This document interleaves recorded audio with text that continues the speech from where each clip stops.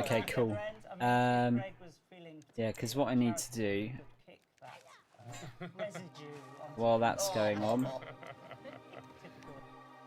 I'm just gonna upload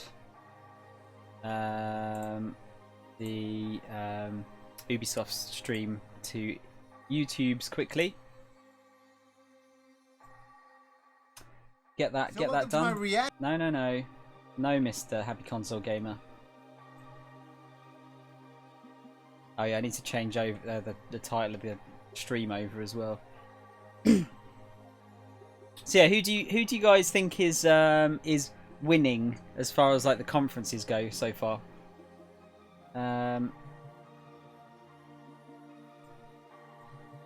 I would say in terms of purely announcements. Oh shit! I've got myself talking now. In terms of purely announcements, I think Microsoft have got it for me.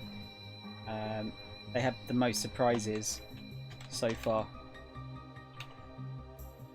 The PC gaming thing's not gonna. It's not gonna. Unless even if Half-Life 3 was in it, I still don't think that'd be enough.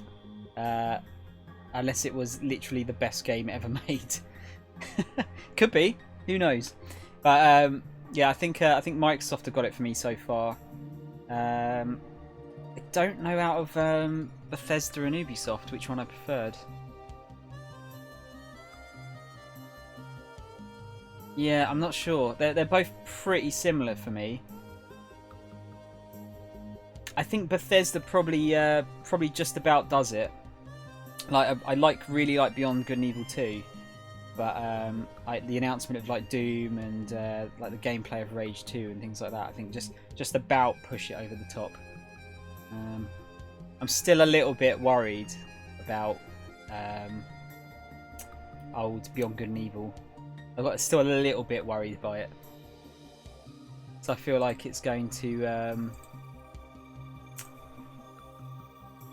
be very, very different to the previous game, and I'm not sure if it's going to have the charm that the other game had.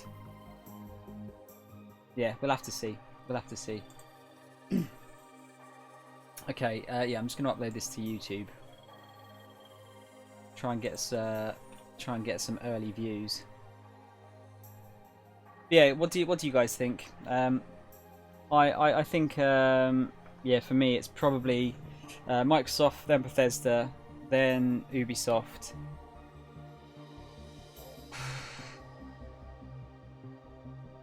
I actually think that maybe EA's conference was better than Square's, although the Platinum Games thing. Well, okay, I'd say they're both equally bad. Just hear me out. The EA one had the was it Sea of Solitude, which was really interesting. And then the Square one had the I can't remember what the name of it was now. The Babylon game. So yeah, I don't know. It's difficult, isn't it? Difficult one. Very difficult. Let's see, we got so that was Ubisoft. Right, get that started.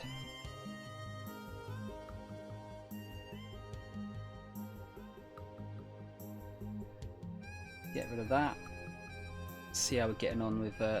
See if Twitch has got anything interesting going on.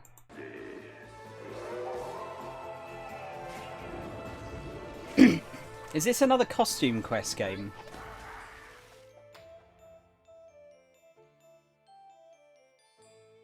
Knights and bikes.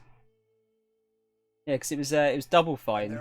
So for Knights and Bikes, that looks kind of cool. Thank you, Rex, for showing off your game. I appreciate it. We got the lightning round coming up next because. Okay, guys, apologies. I'm going to show, so we're going to go right to the next game. Yeah. It's called Kids. I'm going to leave you this for a second because I just need to go and grab a drink as well. Was the original, was the first foray that I have seen.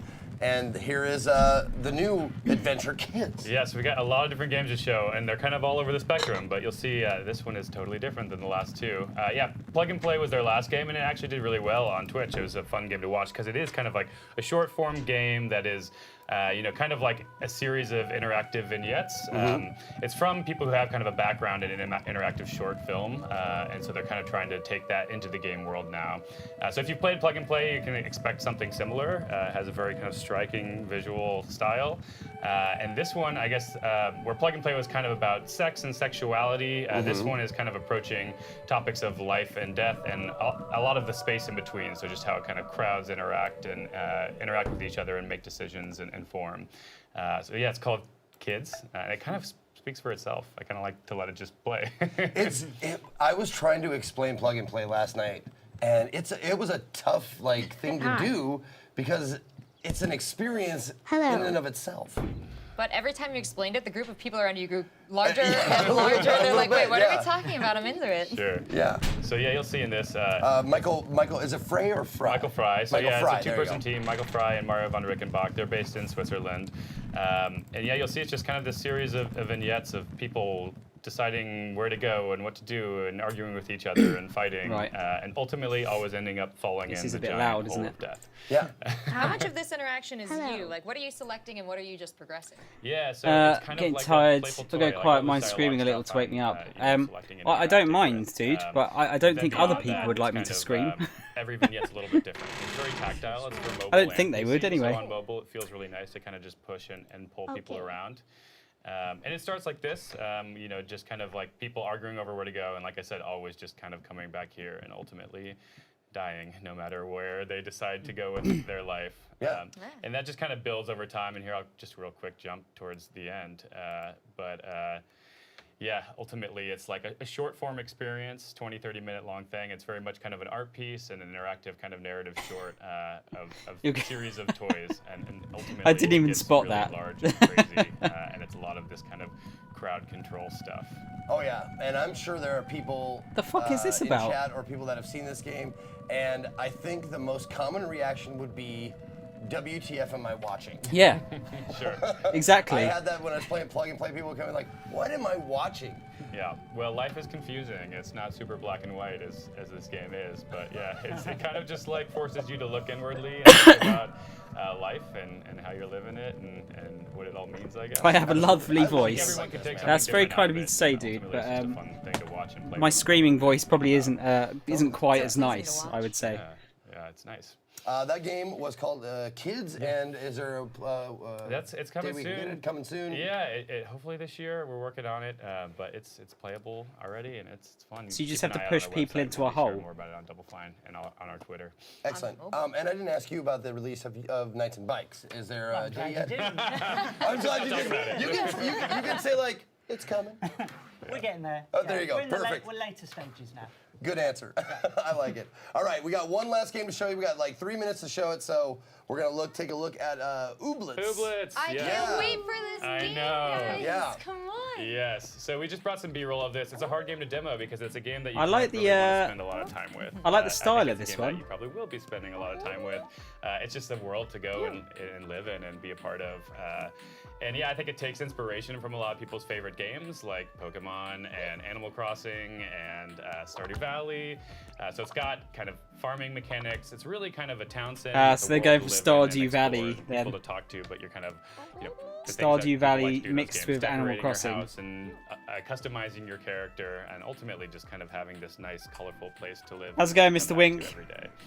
Are you just stopping by for a couple of minutes so again? We're actually showing kind of straight demo gameplay right here from the beginning. So she just arrived in town and is exploring. It's got a full day-night cycle, so during the day you can go to shops and buy new things for your house. Or Don't you reckon though? It looks like doing me an intrigue. It does look like it though, right? always have something different to say.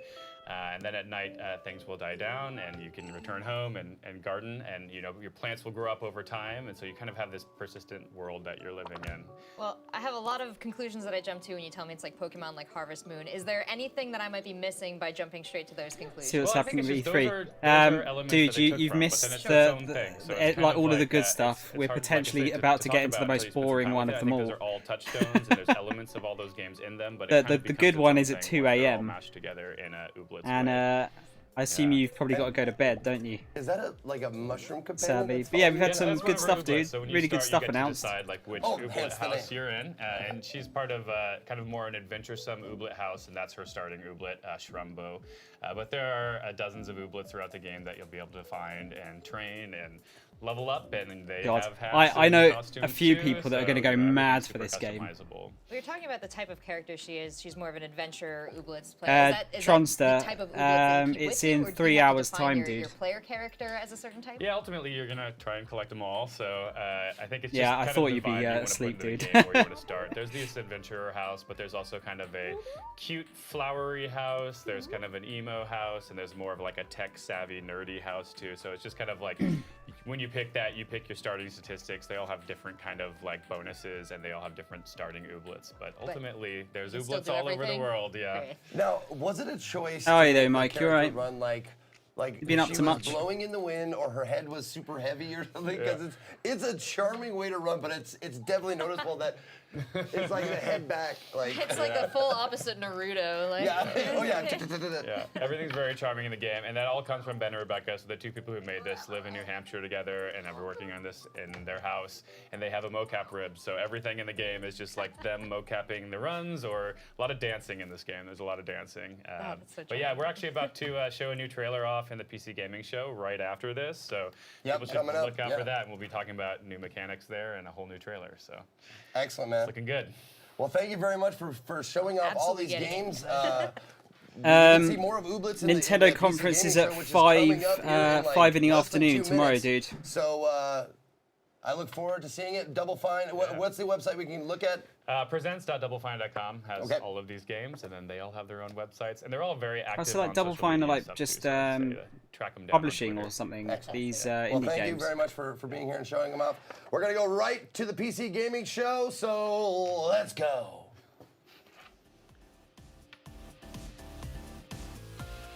Oh dear, guys, this could be rough. This could be really rough. I might need help. You might have to talk to me lots. Oh, you can listen to work. Sweet, that'd be cool, dude. I think it'd be a short one. I reckon it'll only be like maybe half an hour long, maybe a bit longer. They tend to be short and sweet, the Nintendo ones. They don't mess around really.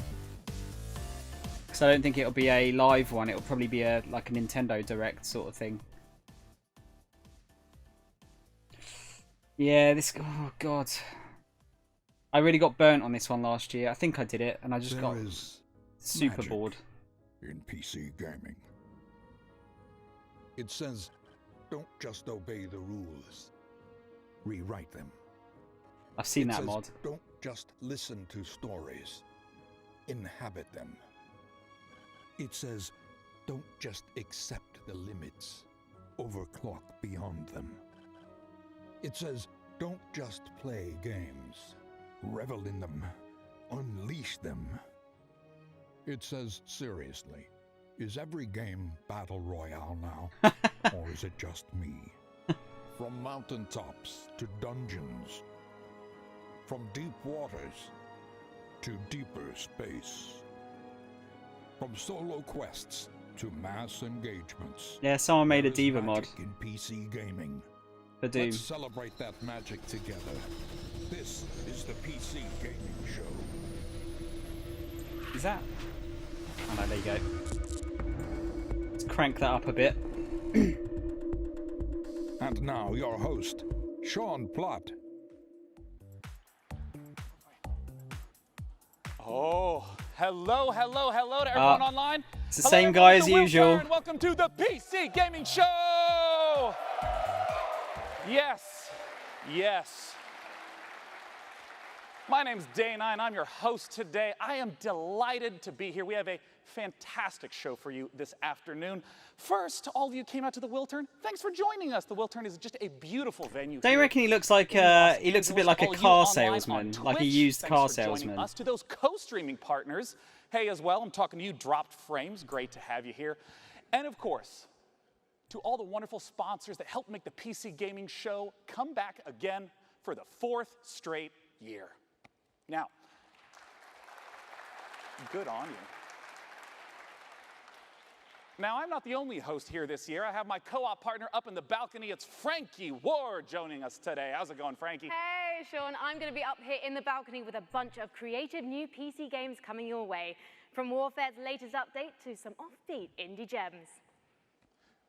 Frankie. Boy, he kind of looks like so excited for the show to get started. We have over 30 games like a shitter version of Better Call Saul across the next 90 minutes.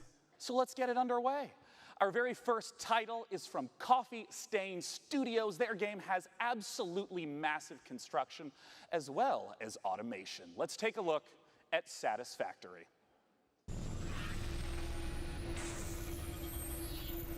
Daisy Ridley with a perm. Oh god, I need to go back and see that now.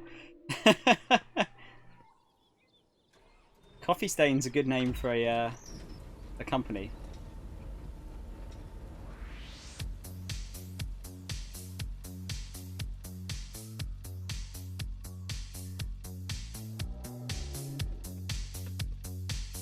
Looks like No Man's Sky / survival game.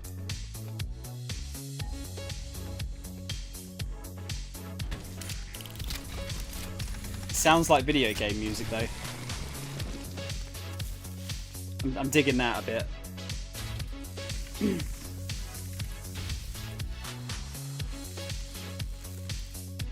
See, it shouldn't be is every game a battle royale game. It still is every game a survival game.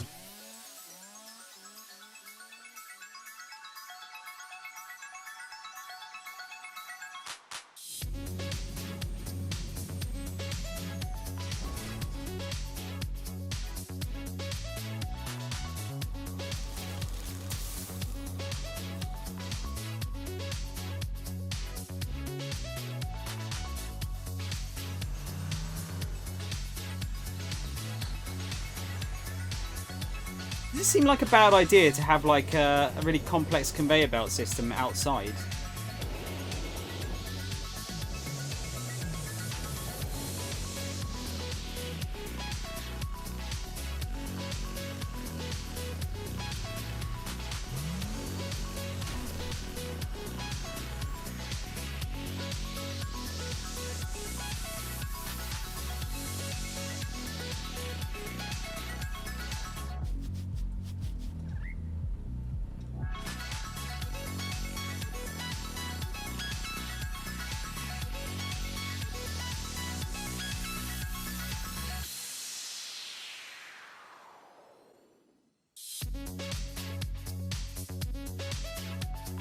Okay. Joining me on the stage to talk about it is the game director at Coffee Stain Studios. It's Oscar Gilstain. What's it? It sounded like he said Oscar Gilstain. Oscar. Welcome to the stage. Thanks for joining us today. Thank you. Now, Oscar, I just want to begin right away by asking Mike, what no, is it's Satisfactory literally all just about? started. Satisfactory is essentially about building these huge automated factories.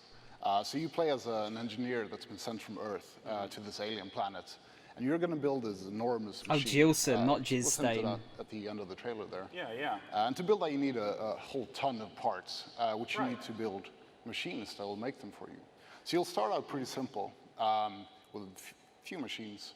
Yeah. And then you'll just expand and expand and expand until you finally need to start cutting down trees and replace them with like more convenient concrete. Good timing, Mike.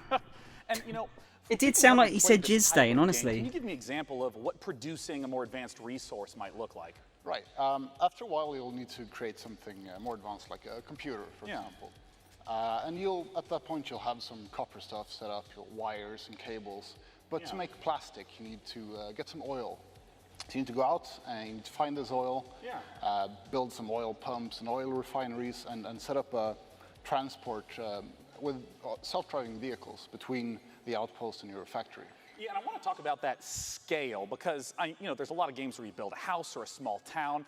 How much area are we talking about where all your factories will exist? Oh, this factory will grow enormous.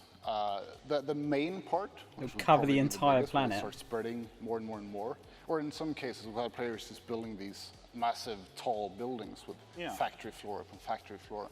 But including the resources that you need to gather from basically all around the map. Yeah. So you'll have vehicles driving all over. Now, I want to ask about the first-person perspective because these types of games typically are top-down. Why first-person? We wanted it to feel like the player's the one building the stuff. Yeah, yeah. And when you've built a bunch of stuff, you can see these enormous buildings, just structures towering above you. But also when you go out and explore, you'll be the one, like, you go through the underbrush and in the jungles and whatever. I mean, in the trailer, it even looked like there's a lot more to explore, like different environments and biomes. Yeah. The map is, we made a point to make it big and varied. Yeah. And it's about 30 square kilometers. It looks like it could be fun, yeah. Enormous. Wow.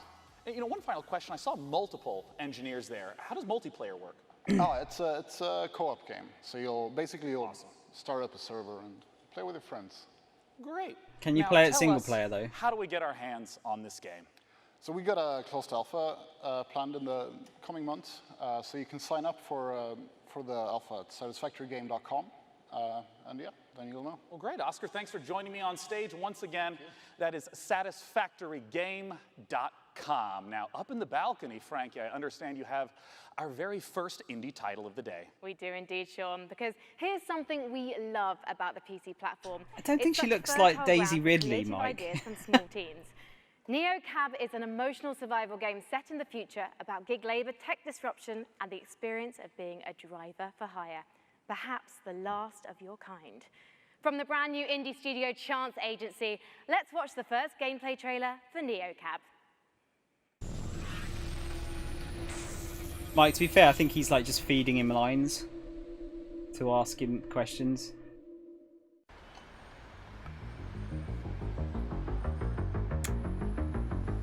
Quite like the art style. Art style looks quite cool.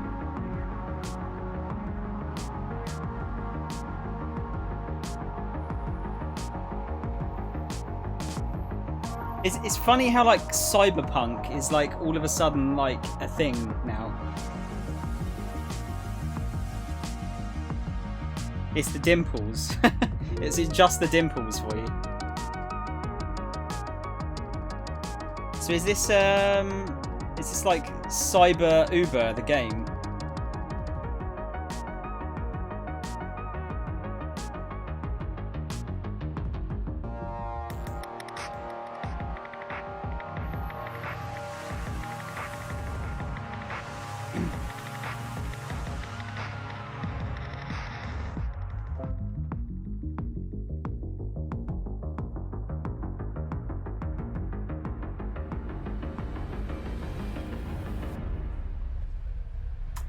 Looks quite interesting.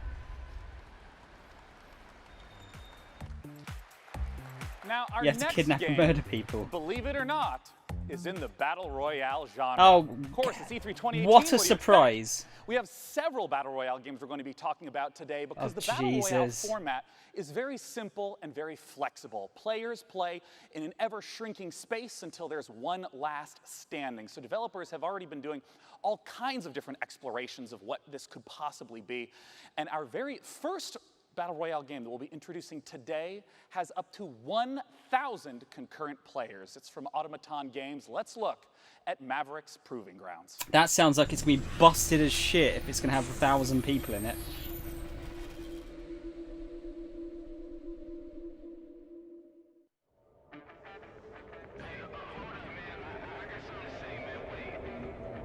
Looks like we're in sunny old England again. Is it every game this E3 has been set in the UK?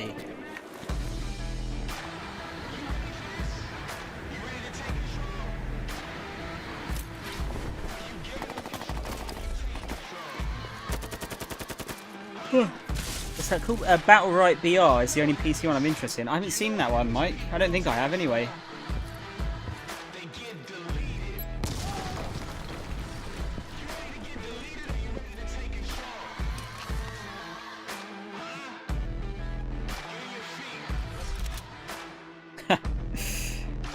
Cheers, Mike. I might see you around for the Nintendo one tomorrow, dude. If you're about. I'll be going online at about 4:45 just to get in a little bit of early news if there's anything.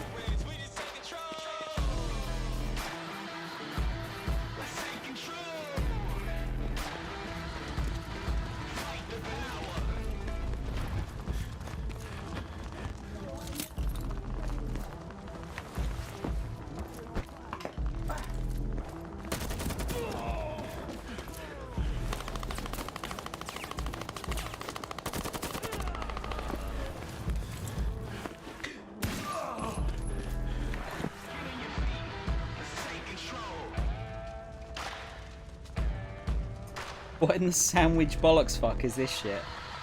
It's another battle royale game, Tron. CryEngine. I suppose 1,000 players is pretty impressive. Grounds is the CEO of Automaton Games. It's James Thompson. I think it's dull because it looks like every other battle royale trailer, doesn't it? James, welcome. Thanks for joining us. My pleasure. Now, I want to immediately ask, what about Maverick's Proving Grounds distinguishes itself from other battle royale games? Not like trying to offend the guy. Is he? Has he even left school yet? Game type is incredibly compelling by itself. It looks like he's about 16 years old. You know, we've already talked about 400 players before, and we're sort of super excited today to talk about our 5-man squad mode being. Tron, it's not a bad attempt at swearing like a depth as well. a It's Brit. about the fact that that environment is even a bigger step. The simulation. And those elements sort of combining together. Yeah, I want to zoom in right on the 1,000 players aspect. How does that really shift the dynamic from the, say, 100 that we're typically used to? Well, it's really about combining scale with the depth of simulation. So the fact that together, what you actually have is a landscape that means you're making decisions off a lot more information. Yeah, I mean, because you hinted at that twice now. Like, what do you mean by there's a lot more information in the environment for players to process? So take a concrete example, right? So let's say a player's walking through the map, they'll be leaving footprints, they'll be displacing foliage, like grass bending. But siege-style gameplay in houses, so that's like a lot of destruction systems that sort of together make the map much more of a dynamic environment. It's like a recent history of who could have been here. Yeah. I want to ask about what more is in store for Maverick's Proving Grounds. I understand that this has a lot more out-game features than someone might expect. Yeah, so it's not just that session-based gameplay. You enter the game through the capital, which is our sort of persistent social hub. So we draw from the MMORPG side of things. It's really it's a full world, not just a map. So it's got a persistent game type side to it too. Yeah. But really, it's about bringing this all together into something which makes a much richer MMO experience. Now, where can people go to find out more? Well, we've just launched our site right now. So if you're interested in signing up for the closed beta, you can do that now at mavericks.gg/closed-beta. And actually, if you register this week, you'll get special in-game content for free from E3. Well, awesome. And we have only 100,000 slots for the first group signing up, so that will give you some beta access, but I'm sure there are a lot more people than that on the stream, so quickly do that if you're interested in. Well, James, thanks so much for joining us. Once again, that's maverick.gg. Our very next game helps showcase the extraordinary he was power like, of modders. I'd be surprised if he was It over does indeed, Sean. On like PC, 21. we don't just play what's given to us. We mod games to make our own experiences. And for many developers, modding is a way to turn a hobby into a career. The Forgotten City is the perfect example. It's a standalone game that's a reimagining of a wildly successful mod. In fact, the first mod in history to win a National Writers Guild Award. For the first time ever, here's gameplay from the Forgotten City.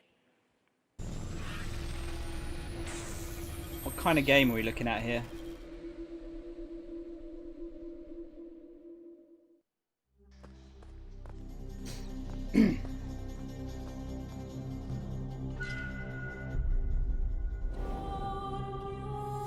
I'm so sorry you had to find me like this.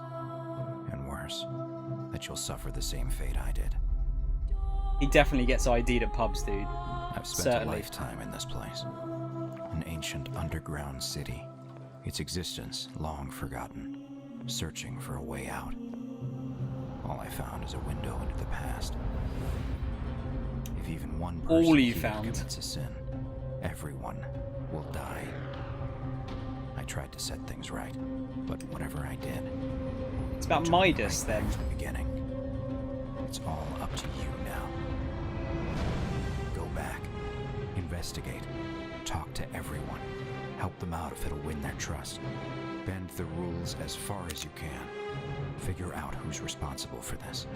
And maybe you can do what I never could. Save these people. Save yourself. The many shall suffer for the sins of the one.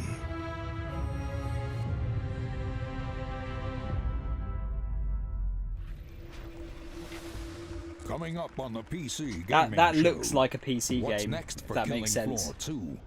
And an unannounced game from Tripwire Interactive. And now your host, Sean Plott. Our next game is a blast from the past. It's not a sequel or prequel or remake, but rather an entirely new game altogether. Let's take a look at Stardoc's Star Control Origins. Long ago, the Singularity formed, its creators uplifted into something beyond our understanding. I've got to say, beings, now known this is as more the interesting this year. left Earth, traveling to A multiple little bit planets like in our solar less system interviewing and more before just showing vanishing games. altogether. This is why we are here. Welcome to Star Control, a state-of-the-art international space agency tasked with the exploration of our solar system and the defense of Earth. Here resides the world's brightest minds and greatest technology, brought together by a strong curiosity to discover the unknown. Help us pioneer the future. Join today.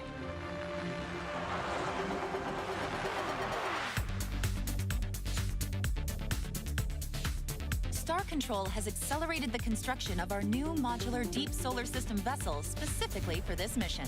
It's the fastest, most expensive ship humanity has ever made, Captain. I am Chief Viscosity Officer Windu of the Tyrone. The Scribe have evidently received traces of your radio broadcasts themselves.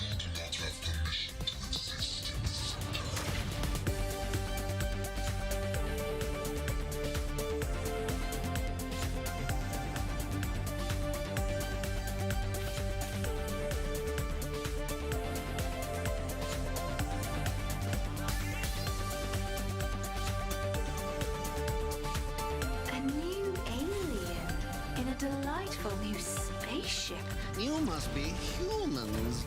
We've heard so much about you.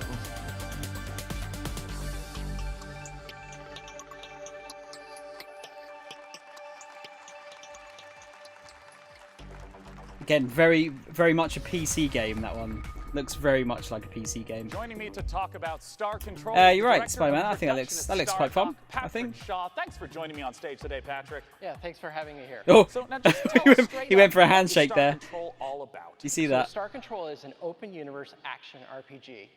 You can visit dozens of aliens, hundreds of different stars, thousands of different unique planets, and you can land on each and every one of them. And when you're driving around the planets, you can jump over canyons, blast critters, and then you can venture out into the solar system and do ship-to-ship combat with hostile aliens. I want to ask, since I know that the story is a big part of this game, with it being open world, how do you make sure that the story still stays as the focus for the player? Yeah, so we're really excited about the story that we prepared for Star Control. It's funny, it's creative, but also has some dark, sinister side to it. However, what we're very proud and very excited about is we have an infinite universe. That is, we are fully simulating the entire universe at all times. So even if you're on some podunk little moon in the corner of the universe, the aliens are still moving around the universe, doing their own thing, exploring and interacting with each other. So it's not just like at a planet, there's the same town whenever you visit it. It depends on how the simulation has driven it forward. Right, exactly. So this infinite universe is the glue that connects my story, my adventure, to the larger open galaxy. That's awesome. Now, I know modding is going to be a big part of Star Control Origins. How does modding work? So what's your favorite science fiction show? Probably Firefly. Yeah, so what would you think of making Firefly Season 2? Shit, that's a lot of pressure, Patrick. Well, you're putting me on the spot on stage right now, yeah. We have a week to do it, so. But anyways, in Star Control Origins, you can create your own ships, your own planets, your own galaxies. You can package up your adventures and share them with your friends online. So someone else can take care of Firefly Season 2. That's up to you. Now, last thing I want to ask about is how multiplayer works. Right. So in the game, we have ship-to-ship combat, and that turned out to be so popular in our early testing. They're like, we should make this a separate gameplay mode. So we did. We called it Fleet Battles. So you can create your own ships, you build them out of different pieces and parts, you attach different weapons and defenses, and then you go online to play them. You can either play They local just bounce off a multiplayer, planet. on the same machine, or online, ranked or online play. Where can people go to pick up Star Control Origins? Well, right now, Star Control Origins is available for pre-order on GOG and Steam. Well, lovely. Guys, definitely be sure to head over to starcontrolgame.com and check them out on Steam and GOG as well. And one more thing. Wolven, do you want me to we're shout happy to keep you announce awake? at the PC Gamer Show that Star Control Origins is launching on September 20th, 2018. Look for it on September 20th.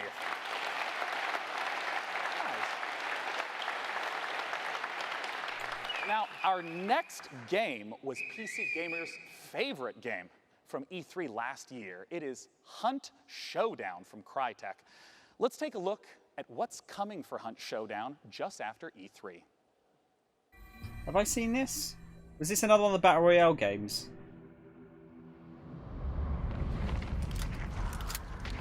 I've never seen this. Is this out?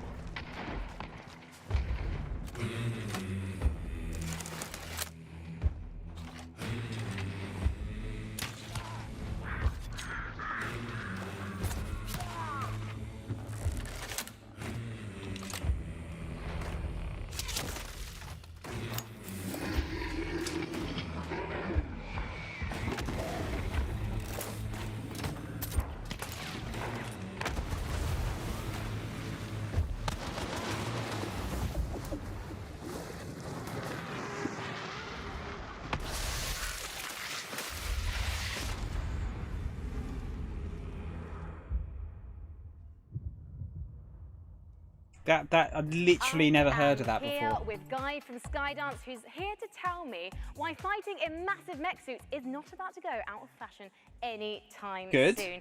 Guy, now Hellfire, in fact, sorry, Archangel was originally a single-player narrative game, but Hellfire, this new edition, what changes is that going to make? Well, players really loved the single-player narrative, but they all kept telling us the same thing.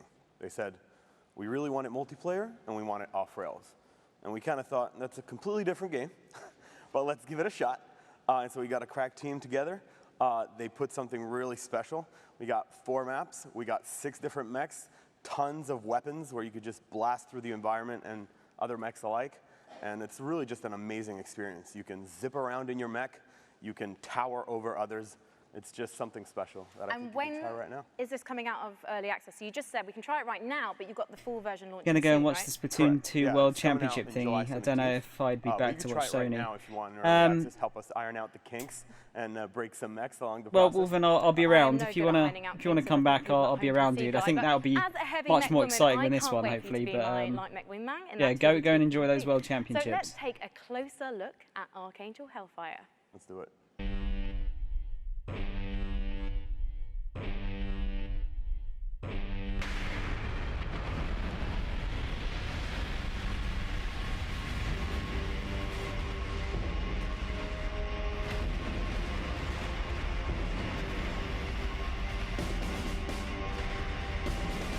I do like mechs.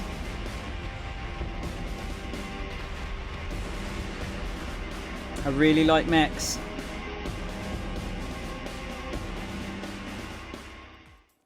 Our next title is one I've been looking forward to for quite some time. It's from the makers of Sherlock Holmes, and it's a delightful-looking Lovecraftian mystery. It's called The Sinking City, and joining me to talk about it is the community manager at Frogwares, Sergey Oganessian. Welcome, Sergey. Thanks for joining me today. Thank you. Yeah, you've earned a handshake. Yeah, you Welcome nailed to that the stage. pronunciation. I love that you lie to me so kindly. You know, I want to ask right away, The Sinking City, you know, there's a lot of open world, third-person type games. What makes The Sinking City different from what a player might expect? Well, I mean, The Sinking City is an open-world action investigation game inspired by Lovecraft. And we believe that these 3 elements already make the game pretty unique. And you know, when I say that you can be a detective in a world, in a supernatural world full of mystery. Mike, I don't know if they look terrible.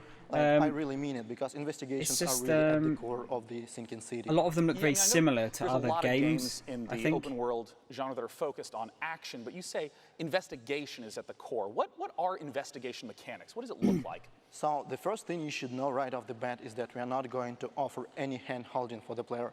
We will not give you any clear objectives in your diary or markers on the map telling you where to go or what to do. It's actually up to you to figure that out. Instead, we will give you information, hints, evidence, like clues, crime scenes to examine, like people to talk to, suspects to question.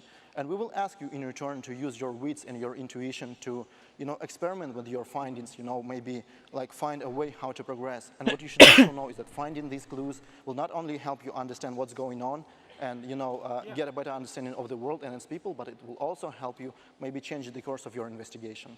You mentioned the world itself. I mean, the footage that I've seen through the years has just been absolutely beautiful. Talk to me about the world that we're in and what investigation. People do like Lovecraft, though. So the game takes place in this fictional city of Oakmont in the state of Massachusetts. The city which is flooded. There is a terrible disaster going on, which has claimed like thousands of lives. And also, like, it seems like it awakened frightening monsters, which now roam the streets of Oakmont. People that live in the city, they are very different, like different social classes, gangs, cultists, poor people, rich people, but they are all united by fear. They are all afraid, maybe except for the cultists, of course. They are all afraid that, for their lives because of the flood, because of the monsters. And we actually want to understand what's going on. We want to understand what lies behind this ostensibly supernatural flood. And what's even funny is that while everybody is afraid, nobody wants to leave. But this is kind of a different story. Yeah. Well, I mean, we've talked a little bit about the story world and how it's inspired by Lovecraft. What about the game mechanics? You've mentioned the sanity mechanic in the past. Indeed, we do have a sanity mechanic which directly impacts gameplay. When our hero is under a lot of stress, when he sees like something supernatural, something disturbing, or even when he's making choices in the story which he's not comfortable with making, he will begin to lose his sanity. He will start to have hallucinations, he will start to hear distorted sounds, which will allow the player to understand that something is actually going wrong. Maybe we need to, step back and do something about that. As of right now, we're still fine-tuning this mechanic because we are still looking, for this sweet spot, impact on the gameplay. They've taken that from Eternal Darkness, then. Since we're almost out of time, I still just have to ask, what are the sweet monsters that we're going to get to see in the game? Oh, we have different kinds of monsters. We have different kinds of archetypes, with different abilities. And, we actually give you tools. The game is not about fighting monsters. Investigation is the core of the game. But we give you tools to defend yourself. So we give you weapons, we give you skills, we give you even certain, like, traps. In return, we ask you that you make a decision, because the game is about making a decision. Ammunition is scarce, and you will have to adjust your tactics accordingly. So I know a lot of people have all sorts of questions about what the game is like. Where can they go to find out more information? So if you're hungry for more, you can always follow us on Facebook, Twitter, and YouTube. This is where we post our updates regularly. Facebook, The Sinking City Game, YouTube, Frogwares. So go there, and this is definitely the place to go if you want to learn more. Well, I'm super excited personally to see how it turns out. Thanks for joining me on stage, Sergey. The Sinking City. Looks all right. Looks a bit jank, but it looks all right.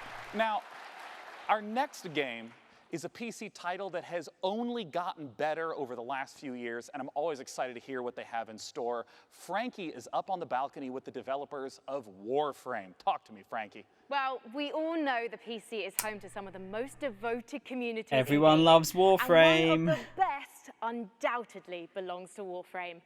Last year, the game got its first open-world update, Plains of Eidolon, and the next epic cinematic quest is called The Sacrifice. And we've got the exclusive launch trailer for you. I know one or two people that will be interested in this.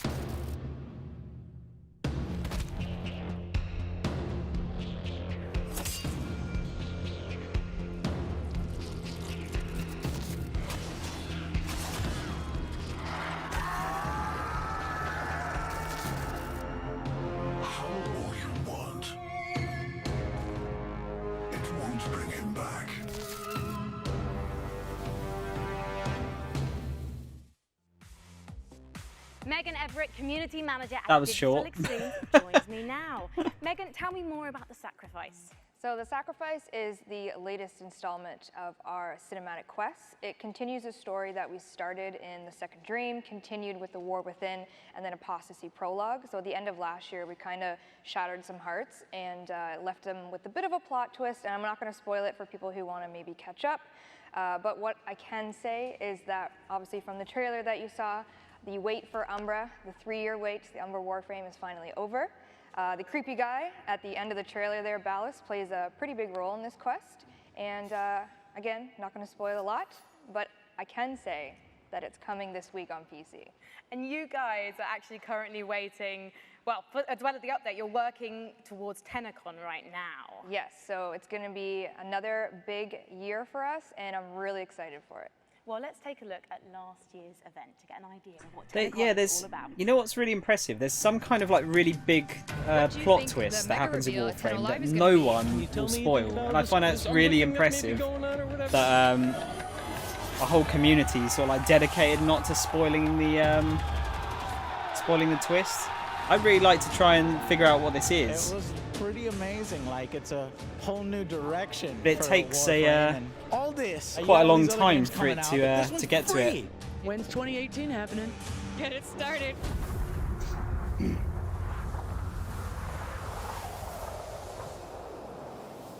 Given that the community knows you as Auntie Megan, oh God, it must be huge for you to be at TennoCon. TennoCon is really special for really everyone that works at Digital Extremes. The developers pour their heart and soul into what we do for TennoCon, and I know for me it was literally like the best day of my entire career. I know Rebecca, our community director at home, was watching, but last year when we did the Plains of Eidolon, open world expansion reveal, Reb and I were actually doing that as a live demonstration in front of everyone, and we had practiced it for months, and it went as flawlessly as we could have ever hoped for. And we actually, like, as people were cheering, it's pitch black on stage. Reb and I look at each other and we just kind of fist pump and both started crying because we didn't crash the demonstration.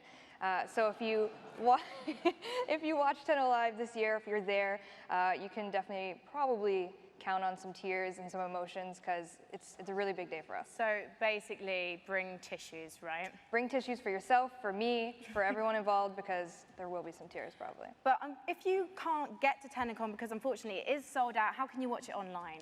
So on twitch.tv/Warframe, you can definitely check it out. And PC Gamer is also hosting as well on their Facebook and Twitter. And you get free stuff by watching Twitch? You do. So if you want to link your Warframe account to your Twitch account, and all you have to do is watch and you get some free stuff. Fantastic. So that's happening from Free July 7th. stuff's good. And you'll be able to watch TennoCon live through PC Gamer's Twitch channel and the Facebook page. Thank you, Auntie Megs. Sean, it's over to you. Thank you, Frankie, and thank you, Warframe. The next name is one I grew up with, Sega. They've become a prolific publisher of Japanese games known for their fully featured ports, especially beloved by this guy on the left.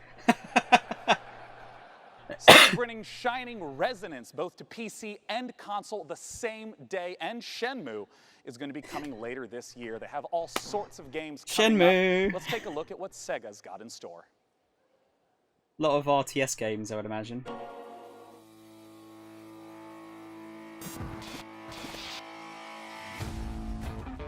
Amazing game. Amazing game. Amazing game. I think it's an amazing game. I'm not very good at Tetris though, or Puyo Puyo. Amazing game. I wasn't expecting to see Shenmue in this, I've got to be honest with you. Shining Resonance, I was interested in rather.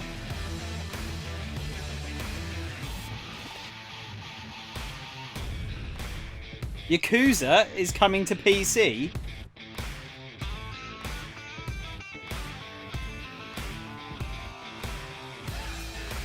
That's really big news.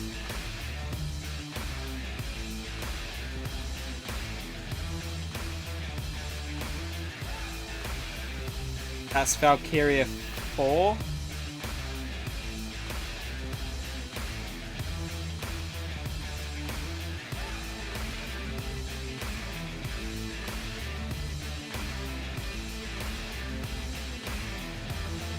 Yeah. That's Yakuza 0.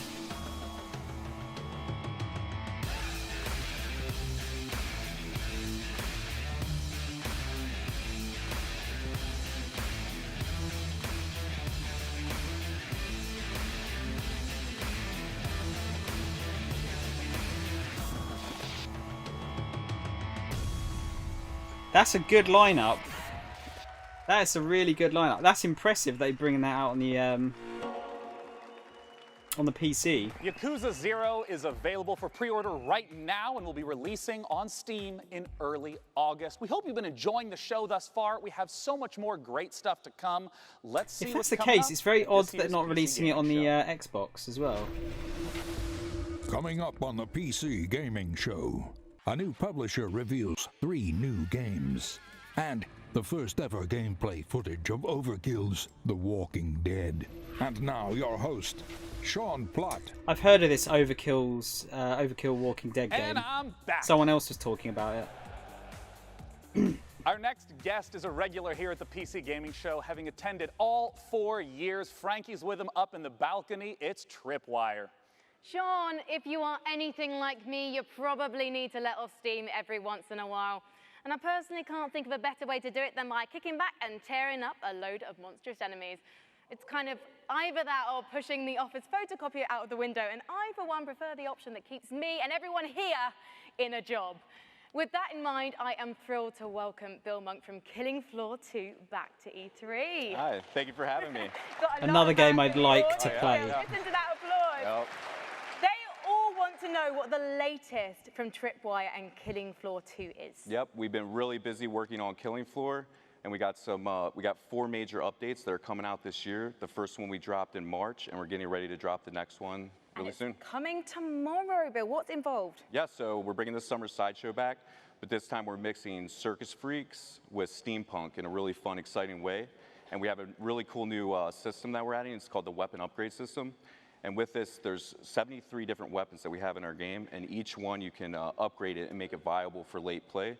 So it really adds a lot of creativity to your loadout. So I'm really excited to get that in people's hands. So you can make your boy guns big. Yeah. Good. Well, thank you so much for joining us today, Bill.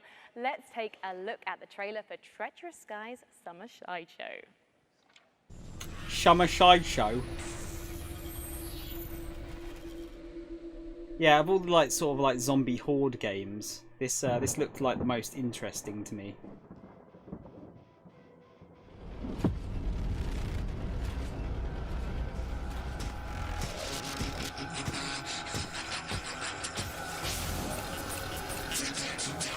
Welcome aboard the HMS Queen Victoria, ladies and gents. Ringleader Lockhart speaking to you from, well, someplace very safe, yes. You helped me escape that fray at my beloved Steamland, but now I need your help once again. I've got to get to my island in the channel. Now, listen up. I don't know how, but these blasted circus freaks followed us on board. I think it's time to put on a show, yes, of daring deeds and horrendous bloodshed. Oh, poor me. My mechanical children have turned against me. Blasted traitors. Careful, lads. They're tough, even removing the head. Bit heavy metal as well. Robots down. But take heart, lads and lasses.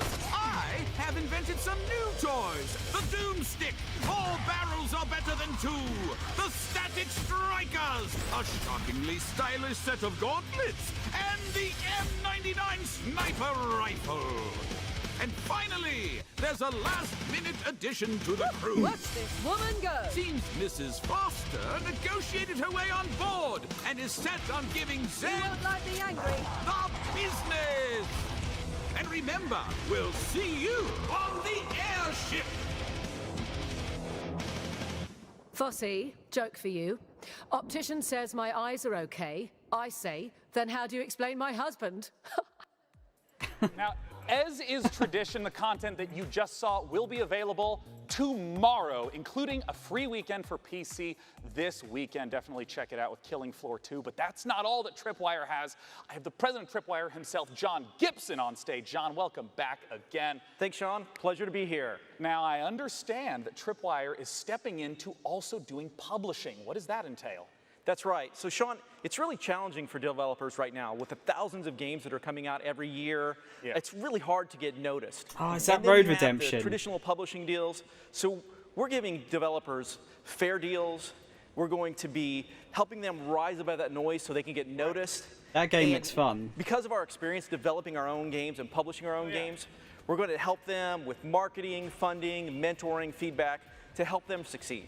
Yeah, I mean, the game that we have on screen is one of those games. This is Road Redemption. That is right. I'm happy to announce that we're going to be publishing Road Redemption. We're going to be helping them grow and succeed even more on Steam, but also bring the franchise beyond Steam. Now, I know today you have a world-exclusive new game, hasn't been announced yet. We do. Nobody knows. Before we roll the trailer, I was wondering if you could give me a little bit of a tease.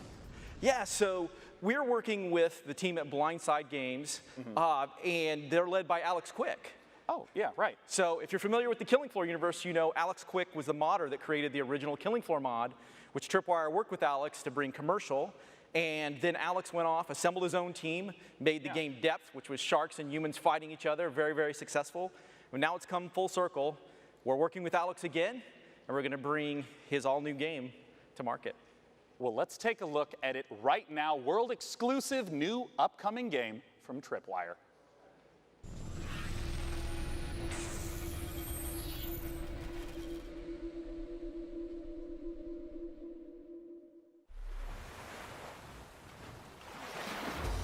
Close your eyes and imagine a place where the sun is bright and the beaches are wide. A place filled with southern charm, where the water is as warm as the welcome. So come feel the wind in your sails. Kick back and relax. Enjoy the local cuisine. Your dream vacation is waiting for you here on the Gulf Coast.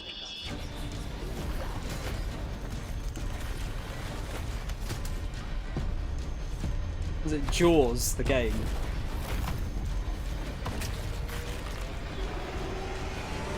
Go to maneatergame.com now to book your vacation. Operators are standing by.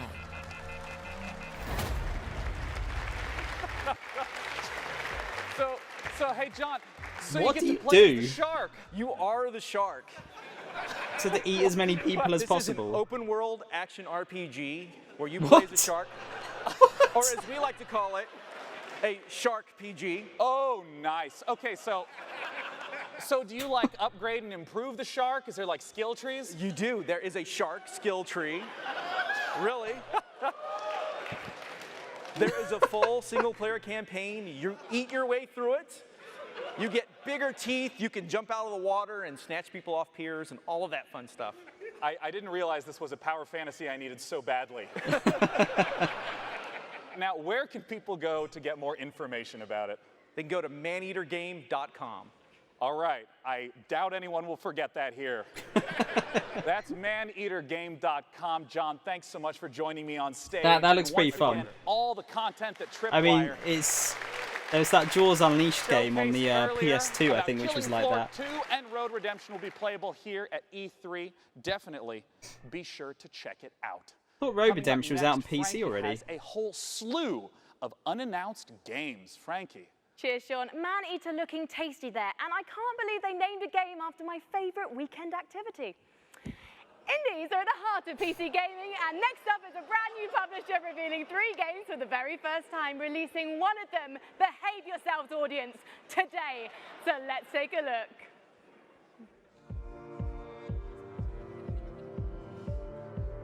That's their name, Untitled Publisher.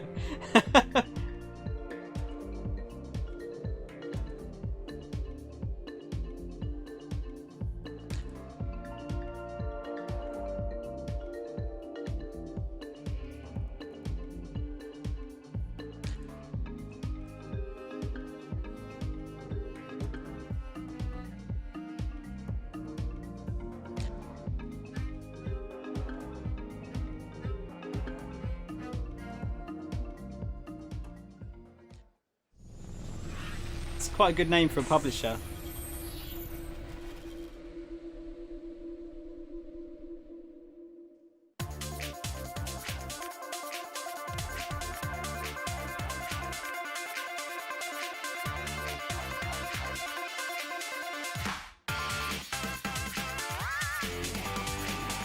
This looks like a beat 'em up.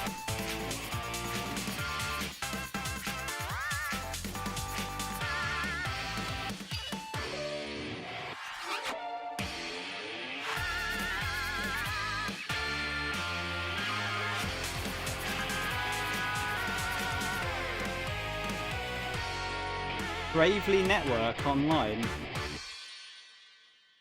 Okay.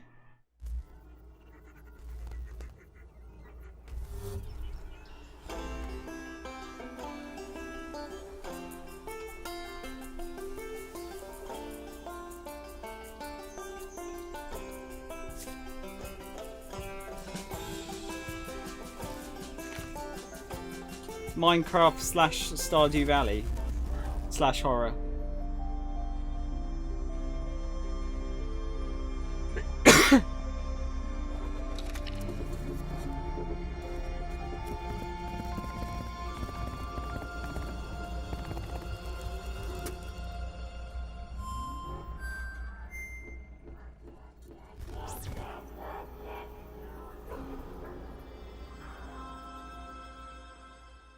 What the fuck is that about?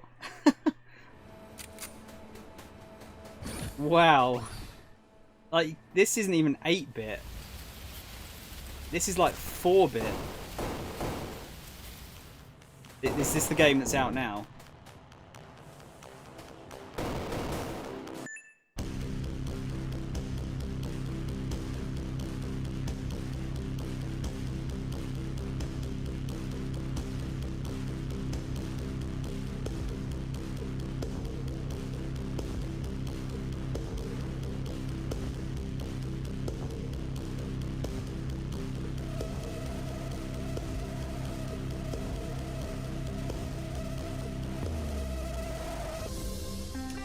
Overwhelm. That looks really difficult. Yeah, I like simple looking games as well, dude. That looks hard as shit. All these games look like must-plays. And Overwhelm, the final game of the bunch, is available on Steam right now with a special launch discount. So make sure you check that out after the show. And if you're at E3 this week, head over to the PC Gamer corner of the Facebook booth inside the South Hall to give Overwhelm a try. Right, next up, it's time for us all to take a holiday, and where I just better like all games to look like resort Mega to Drive truly games. spectacular wildlife. Back again this year are friends of the show, Frontier Developments, with a unique take on the park management genre. I am, of course, talking about Jurassic World Evolution. I haven't The looked at any long-awaited game game footage is of out this tomorrow yet. and lets you build your own dinosaur-stuffed tourist trap. What could possibly go wrong? Unleash the Goldblum! Hey, we like Jeff Goldblum. Yeah, I'm interested to see some actual footage of this. You think that things are going to turn out differently, huh? Well, the ones before you did too. Because they believed that they were in control. And control... Well, here's the thing. Humanity is desperate for it. We are seduced by it. Deceived by the illusion of it. But we never really possess it. Because if there's anything that chaos theory has taught us, it's that nature is on its own course. And when we interfere, when humanity tries to put nature into orderly boxes, chaos destroys them. And what makes us such unique creatures is knowing the scope and power of what we're up against and still believing that we can win.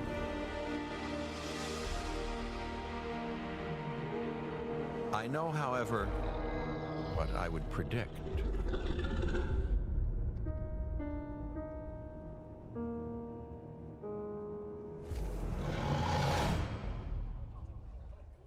I am so Could be all right. excited for that game. Was it the last Our one was next Operation title Genesis, is wasn't it? from Insomniac. Yeah, it They've was been meant to be making quite good. amazing games for years, and they're going to try to take their expertise and answer the question, how do you make an open world game in VR? Let's take a look at their upcoming game, Stormland.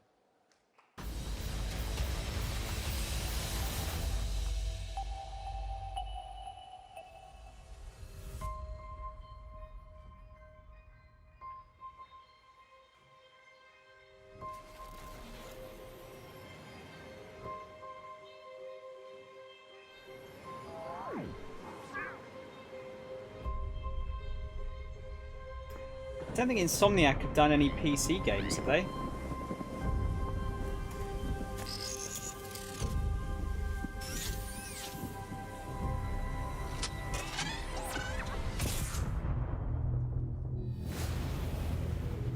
I'm thinking of the same Insomniac, right? The Ratchet and Clank guys.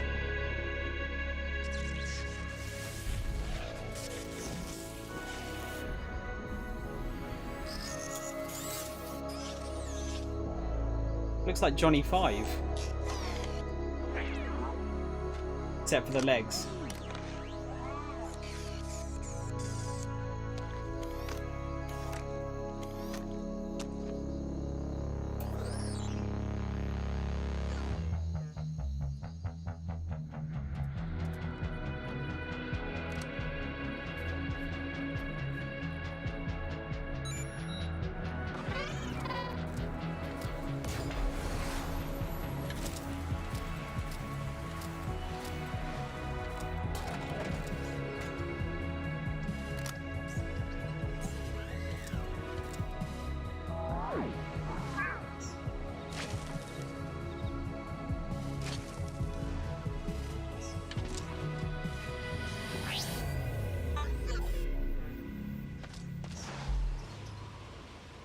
What?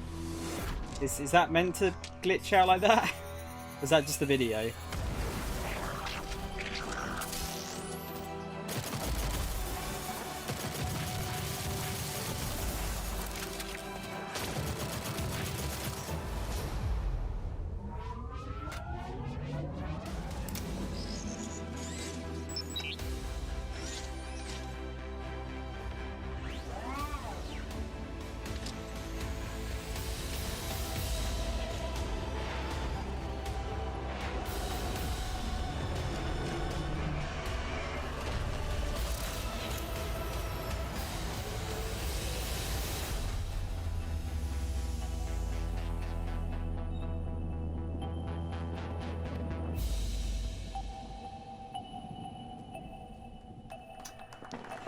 Looks pretty good.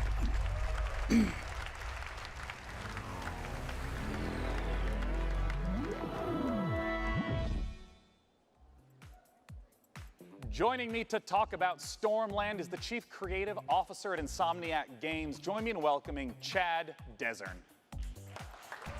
Let me just check. I'm thinking the right Insomniac, aren't I? Hey, Chad, welcome to the stage. Thank you.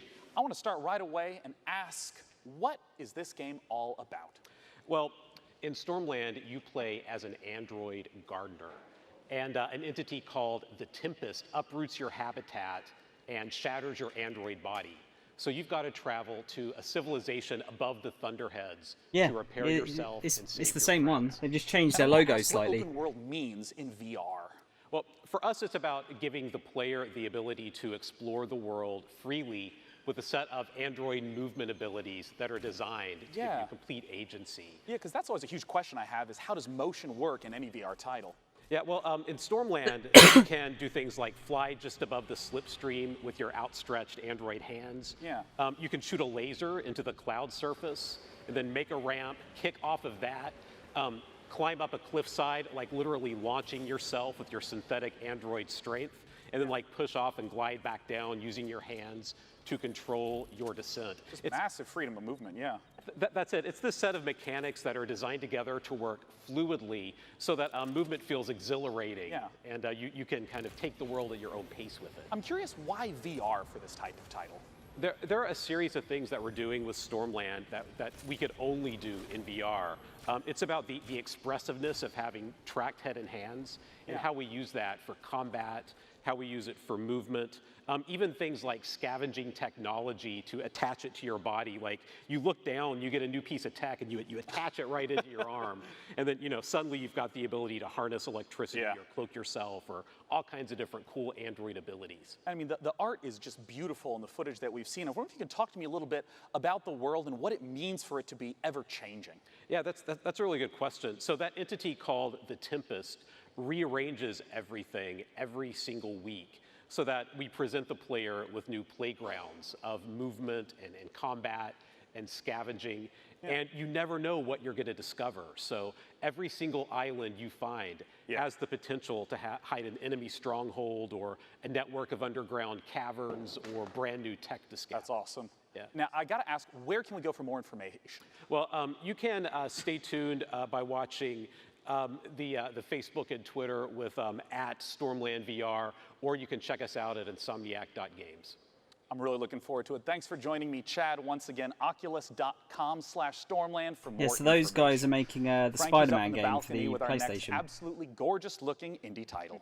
It really is, Sean, because next up we've got a first look at a new game from publisher Raw Fury, a neo-noir detective drama featuring a Paris cabbie who finds himself drawn into a world of crime. Sacré Roddy Bleu. Yes, I speak French. That sounds interesting. Wait for this one, so let's take a ride with the trailer. Neo-noir. That sounds interesting.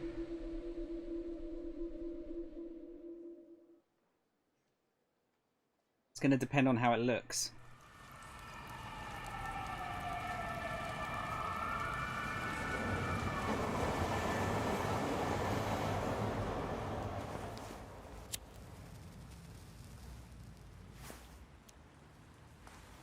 That looks like Dom from Gears of War.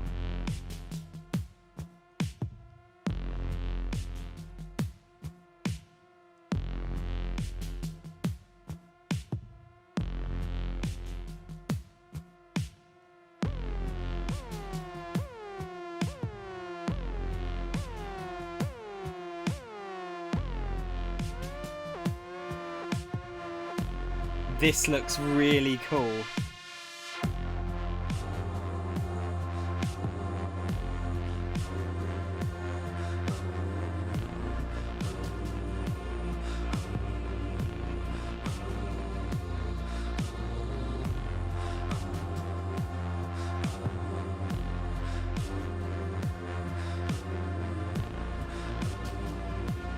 Yeah, that's cool.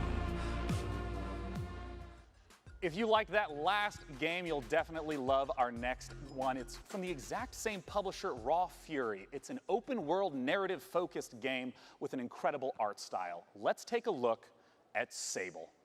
Ah, they showed this in the Xbox one. It looks fucking amazing. A super interesting graphical style.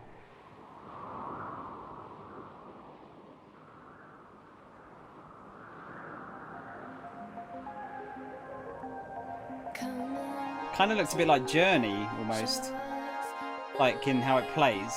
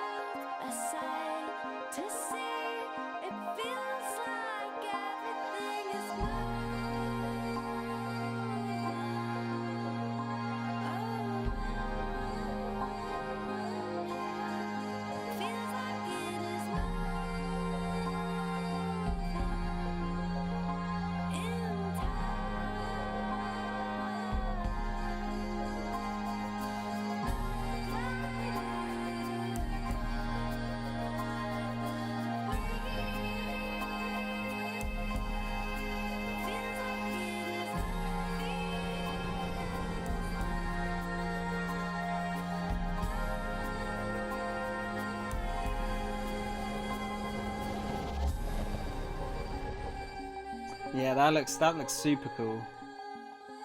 Is there a release date for that? Joining me to talk about Sable is pretty much the entire core development team on stage. It's Daniel Feinberg and Greg Kithriotis. I want to immediately ask, what kind of game is Sable? What can we expect? Sable is an open-world desert exploration game. It's not a game about combat or about leveling up. It's a game about solitude, and it's a game about exploration. I like the... you play as Sable, a girl leaving her home to explore this world filled with like mimicking a really low frame rate, architecture, just for like, fallen it looks like spaceships, style. and you'll travel around on your hover bike learning about the people, the culture, and the history of this world. And you know, I talked about it before. I think this art style is amazing. Where's the origins of this? So we were really heavily inspired by the clear lines style of French and Belgian comics, as well as Japanese animation, particularly Studio Ghibli. So we really want to feel our players to feel the same sense of wonder that you get from watching one of their films. And so from the very beginning, we knew that we really needed to nail the visual style. And yeah, so we put a lot of time and sort of effort into our rendering system. And yeah, we're really pleased to be able to show it to everyone. Yeah. And I mean, I know that you two consist of most of the core development, the art and the programming. What about the music that was in that trailer? Yeah, so that was a new track by Japanese Breakfast. Oh, yeah, the T-shirt. Yes, of course. Yeah, right. so she, Michelle, she is doing the soundtrack for the game. Japanese Breakfast is one of my favorite bands right now. It's incredible to have her. It all just Such an came odd together name so for a beautifully band. in the trailer, and I know that you guys are really regular about updating, you know, blogs, sharing what's going on with the development. Where can people go to find more? So they can go to our Twitter account, ShedWorksReg and ShedWorksDan, or to Sable Game. FIFA. Lovely, gentlemen. Thanks so much She for said she was a joining bit me. of a Once again, the man-eater, name of so the I'm not game sure how is well you do there. Sable. Our next title is one that has been in development, even showing it might up be in the our other way very around. first PC gaming show. It's Cloud Imperium Games still hard at work on their title, Star Citizen. Let's see what they have in store. Oh God, is this ever going to come out? Well, they're up to like $300 million or something now. They've acquired.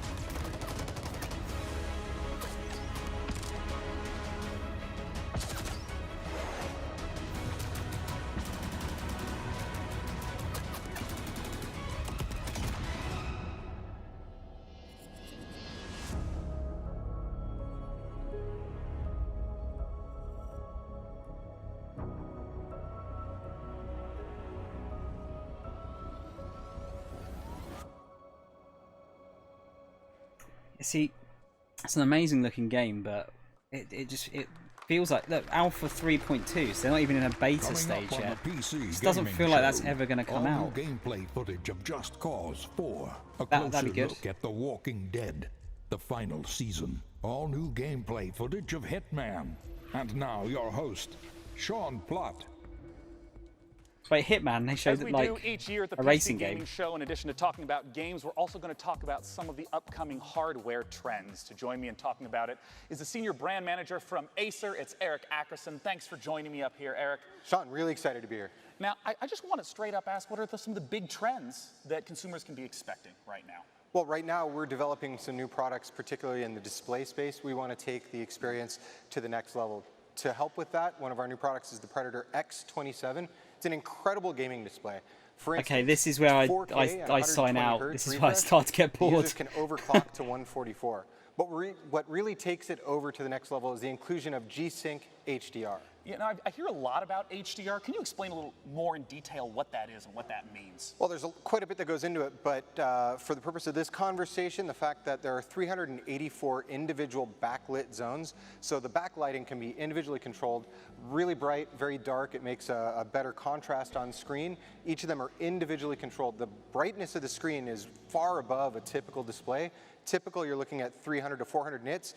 We're looking at 600 with the Predator X27 with a max of 1,000 nits. And you know, some of the titles that were showcased just now, there's a wide variety of some photorealistic, some with a really iconic art style. How does HDR contribute to that big range we see in gaming? Well, one of the big things that helps is the color gamut that's available with these displays. We're able to do 99% of the Adobe color gamut, so it's better representing the vision of the art director. Yeah, and some of the games that you see on screen that support HDR, Mass Effect Andromeda, Far Cry 4, Ni no Kuni 2, Again, you won't see them in HDR right now unless you have an HDR monitor. It doesn't work that way. We can't just stream it to you. But, you know, it brings me to one of my next questions about PC gamers tend to have a huge range of possible budgets. What are the different sort of products to look for at those price ranges?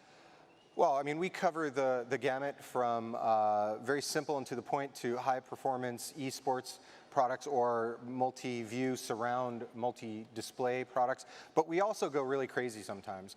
We decide, we put our engineers to the test. What can you do if you have no limit? So one of the projects we've worked on is something called the Predator 21X. This is a 21-inch curved screen laptop with a mechanical keyboard and two graphics cards. Science, materials. We did a really good thing. But you know what? To be serious, not just to joke, we actually have to ship this with a Pelican case to protect the laptop, and it sells for $9,000. And we sold every single unit we could make. So we cover every spectrum of gaming. $9,000 for a laptop. You brought up the Predator monitors at the start Is that of this just for the segment. case? Where can people go to hear more about or even pick one up once they stop being sold out? So the good news is that we're shipping now. Our customers, partners are selling them. The bad news is a few have already sold out of this new Predator X27 monitor. I believe Micro Center is still in stock. Amazon will be in stock again soon. Well, thank you so much for joining me on stage, Eric. Frankie is awaiting in the balcony with our very next title. The PC has always been the platform for crazy ideas. In our next game, Genesis Alpha 1, you build and manage a space vessel, farm resources, deal with terrifying alien infestations, and explore a vast, randomly generated universe. Oh, and you can take DNA from the aliens you encounter across the galaxy, splice them with members of your crew to create new life forms. Just a typical day at the office. Let's take a look. Greetings, Commander. You have been sent Terrible to name Alpha though. 1. Very generic. The mission is to find a new home for the crew on board of this ship. Expand your ship and explore the galaxy for resources and interesting new life forms. Feel free to experiment with DNA and alien abilities to maximize crew efficiency. Ready your weapons. I like the kind of like DOS font thing they've got on the computers there.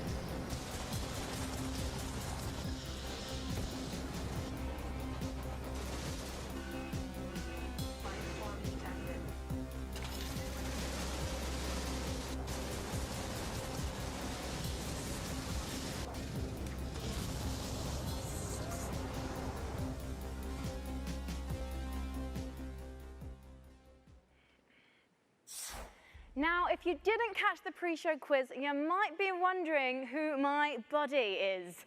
Well, this, ladies and gentlemen, is Webster from Drake's Cakes, one of the PC gaming show's sponsors this year. What? And he's got a cool competition for you, the Drake's Cakes PAX giveaway. Oh yes, PAX is a gathering of PC and tabletop games, concerts, panels, exhibits, and tournaments. Drake's It's Cakes. like a 4-day LAN party, festival, workshop, and concert rolled into one. The very lucky winner will enjoy a trip to PAX West, including 2 tickets and a free trip to Seattle. So if that's you, hit me up on those dates, because I am free. Webster, my man duck, this is very generous of you indeed. And by entering, guys, you will get a discount code to get your hands on some delicious Drake's Cakes available on Amazon. And if you're at E3 itself, don't forget you can meet Webster in person at the E3 Concourse Walkway, where he'll be giving away Drake's swag and tasty treats all week. So if you see him, give him a fist bump on my behalf. I'll take one now. Thank you very much, Webster. So if you have ever dreamt of spending a weekend knee-deep in one of Earth's best gaming festivals, visit pcgamer.com/Drake's Cakes and enter now for a chance to win and hang out with Webster. All right, Webster, all this hosting has got me a bit peckish. How about we look at a trailer for the next edition of Clay Entertainment's beloved survival series, Don't Starve, Hamlet.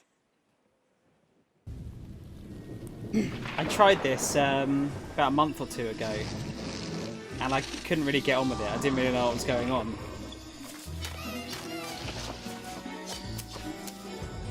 I only played like once or twice, but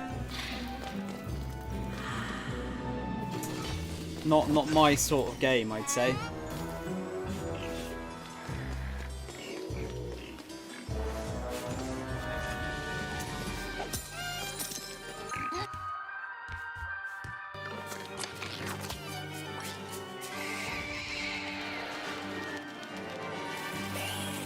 Must be doing well though, because I think this is the third update they've done for the game.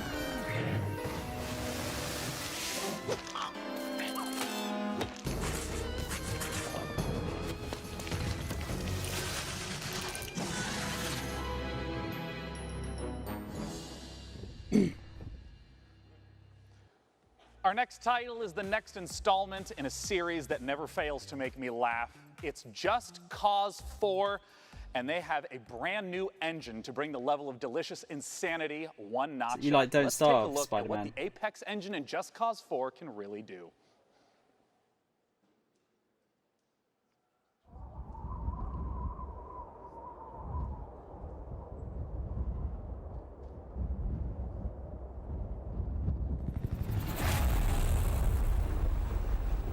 They're actually going to show us some like in-game stuff of like a HUD and everything.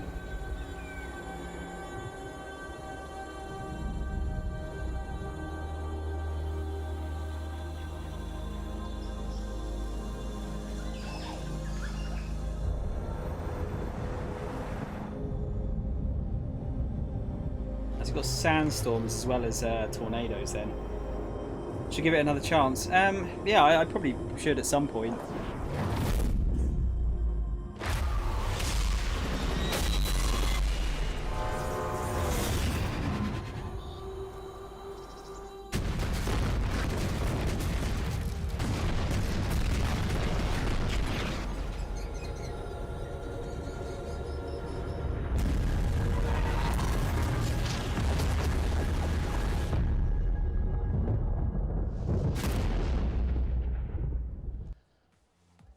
Joining me to talk about it on stage now from Avalanche Studios, it's Francesco Antolini and Adam Davidson. Gentlemen, welcome. Talk to me about the tornado. It's fantastic, isn't it? So it's a very nice piece of tech. It's not just beautiful, but It's our thanks first to Italian, Apex, it's also a bad boy that I actually think, on works. this It's fully entire E3 physicalized. conference This means that it's roaming front. the world, wreaking havoc, and It's not just like a background piece, it's actually impacting the world This before is you. just cause, man. You go there and you play with it. Yeah. You know, throughout the trailers that I've seen, it seems to be a lot of different environments that are available throughout. Can you talk to me about those? Yeah, I mean, one of the most important things to us with this installment of Just Cause was bringing a lot more variety into the game, and that extends to a lot of things, but certainly the biomes of the game. So instead of one kind of region of, like, say, southern Italy, like we had last time, now you have lush rainforests, deserts, grassland, and even alpine biomes, all of which, you know, are rendered beautifully with the new Apex engine. Now, something that's very important to me is some of my favorite features from Just Cause 3. Can you talk to me about, like, the wingsuit and the grappling hooks? Like, are those coming back in Just Cause 4? Everything you love from Just Cause 3 is back. Good. But Good. everything is also just better. There's more to do, more to discover. For example, the grappling hook is completely customizable. The combat model has been completely reworked, redesigned, enhanced. So new weapon, new enemies, new AI. We've got extreme weather that interacts with grappling hook and parachute. The wind that we saw from the Yes. tornadoes, is it just like basic wind effects also get incorporated as well? Again, it's just cause, so nothing is just an effect. So if there is wind, it's physics and acts with your parachute, grappling hook, So and the great. rest. Yeah. Well, where can people go to get some, we'll call it first-hand footage of what Just Cause 4 can deliver? They can check it out at justcause.com/E3 for 3 days. That's right. Believe it or not, E3 hasn't started yet. Starts tomorrow. So June 12th through 14th, you can check it out. Thanks so much for joining Thanks us to on you. stage. Thanks for I having look us. forward to the hilarity of Just Cause 4. Now, our next title I is still one wonder of if that my game's gonna be too all-time big. favorite IPs. I can't wait for Frankie to talk to you about The Walking Dead. Actually, yeah, no, this isn't so bad, dude. Overkill Software and Starbreeze are the creators of Payday it was boring and last Payday year. 2. Therefore, it goes without Honestly. saying that these studios are some of the most talented makers of cooperative shooters. I think I And their stopped next one is streaming it set in a last year. I think familiar it was but so new boring. apocalyptic Washington, D.C. Here's the first gameplay footage for Overkill's The Walking Dead. And keep your eyes peeled for the release date at the end. I haven't watched Walking Dead. I've only played the first season as well of the Telltale game. Read some of the comics though. Starbreeze is Vin Diesel's team, isn't it? I think. We were so many things. Husbands and wives, doctors and teachers, writers and architects. But when the world ended, all that ended too.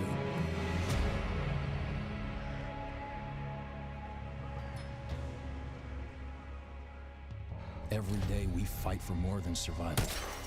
We fight to build a new life.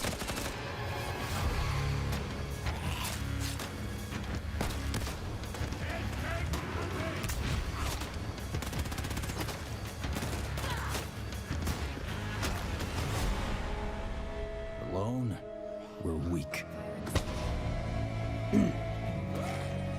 But together, we might stand a chance.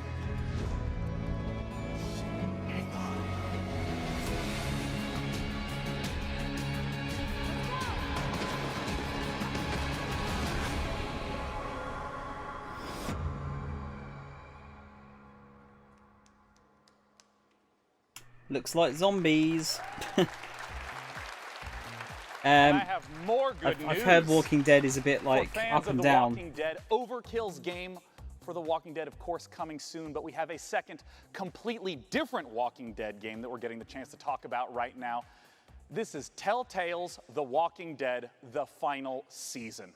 Joining me on stage to talk about it is the lead writer, James Windler, and the voice of Clementine herself, Melissa Hutchison. I might have to take my headphones off in a minute because I'm still really far behind on this series. Depends if there's any spoilers or not. Thanks for joining me on the stage. Our pleasure. Thank you. Now, I want to ask right away for, people who've played through the first 3 seasons of The Walking Dead, in terms of the gameplay, what's some of the familiar and what's some of the new? Okay, so for people who don't know Telltale, we are a story-based company. We focus on narrative. We've had our roots in the old-school point-and-click adventure games, but we've developed our own cinematic style and almost a signature mechanic, like our choice wheel. Yeah. And that's all familiar. That should, the choices branch the narrative. What's new this year? We have. Traditionally, combat and action, we've done with QTEs like swipes and button mashes and all of that. This year, with the final season, we're introducing segments of unscripted combat. Yeah, we see some of this right here. Yeah, so Clem probably just brutalized a zombie there. Yeah. Of course she is. And so we also have the orbital cam, like the over-the-shoulder camera. So that's offering our players opportunities to explore our environments, which you can also see from the B-roll. Is they're looking really, really good with this graphic black art style that we're employing. Yeah, because in the previous games it was much more of a directed camera from scene to scene, but now you can really sort of explore the environment on your own. Absolutely, yeah, and yeah. Now I want to ask about the story. I mean, Telltale games always have that as the central feature. Where does The Walking Dead, the final season, start off? Okay, so it starts, Clementine taking headphones has been on off. The road for a long time. We are post-time jump in I don't want to hear this. She's been on the road. She's traveling with AJ, I feel kind of like, who is an orphan feel liberated boy, without my who is headphones the on. closest thing that she has to family.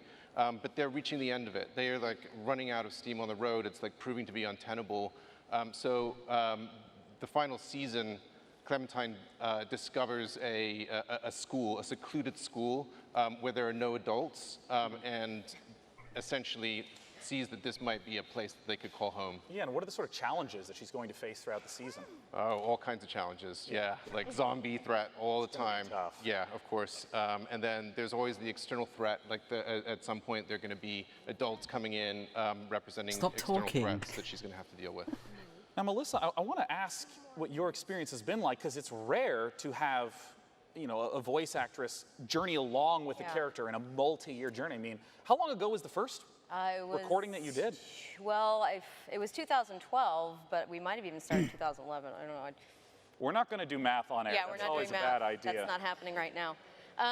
It's been a long time, and it's not only just playing one character. It's actually been aging with her, growing with her, and falling deeper and deeper in love with her, and you know, starting as this young child who's, you know, playing as Lee, it's your job to protect her, and then organically moving through all these seasons, and now you're playing as Clementine. Just in case I mean, there's really, another this spoiler. is a fan-driven game, so this final season is for the fans, and you know, you're going to be playing as Clementine and protecting AJ, and this is just near and dear to my heart. And yeah, I mean, how do you feel about the fact that this is the end?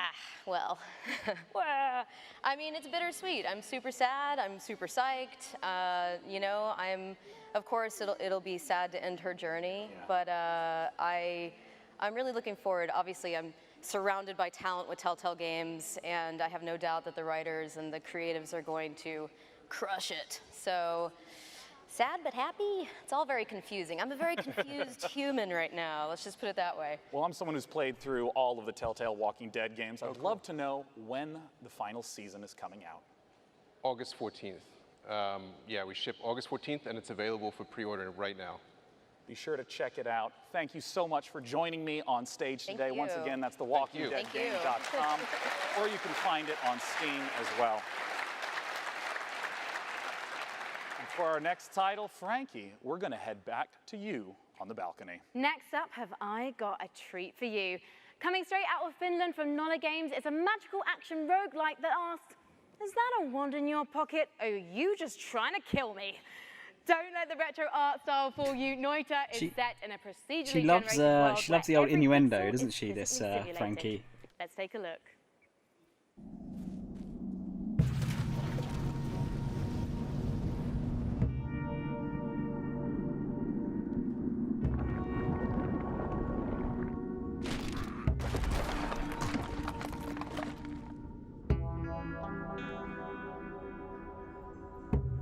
This looks pretty cool.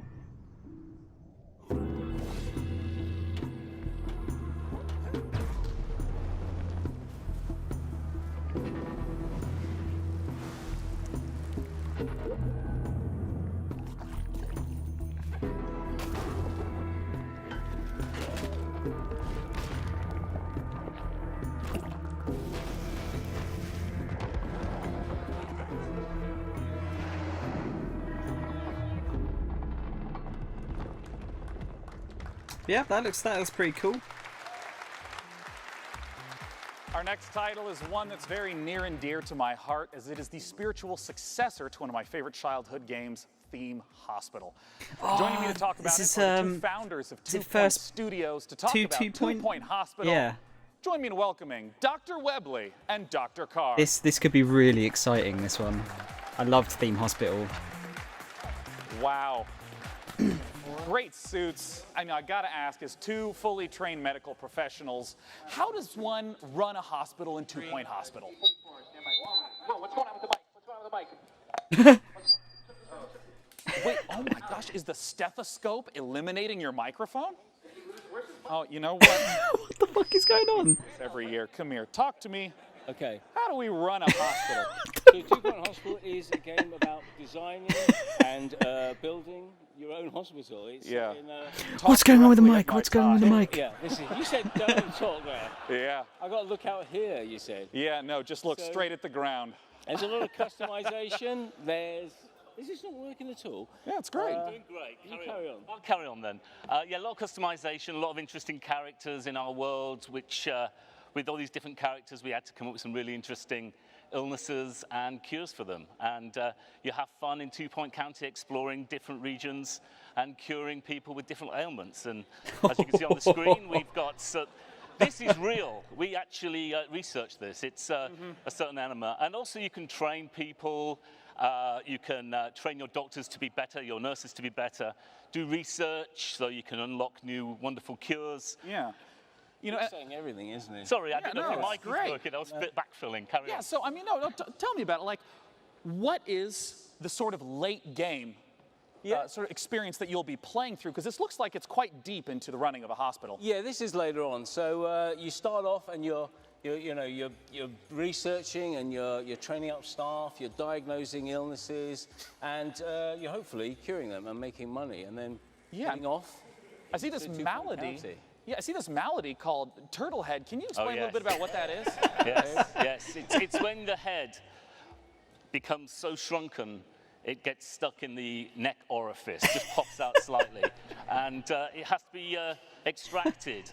And Mark, how's it get well, extracted? this is something you maybe we've all been there. I know. This is one where a little bit of suction always helps. And and it's gone. And out it comes. Yeah. That costs $10,000. To do that. That's actually a real illness. From it is. North It's real. England. Now, I had to ask about something that I think every young man has to deal with at some point. What is a monobrow infestation? Yeah, well, monobrow is, follically enhanced. Yes. It's a problem. We've all been there. Yeah. I haven't. No, okay. But it needs to be diagnosed and cured pretty quickly. If it doesn't, it'll fester, and you might shed. They're crawling along the floor. And in fact, it will actually leave the body, and it needs to be got rid of before the health inspectors arrive. It looks like the monobrows are multiplying in the hospital. They breed they're big breeders, the monobrows. They like monobeasts. they like dirty places. Ooh. Disgusting. So you've got to keep your hospital clean and well maintained. Yeah. Otherwise, they're going to breed, and you'll have a trouble. I want to ask about sort of how the game evolves over time, because Theme Hospital was very mission-based. How does the experience of running a hospital change as the game goes on?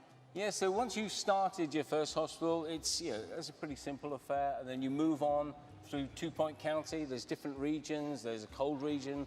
There's warm regions with contagious diseases, and there's poor regions, there's rich regions.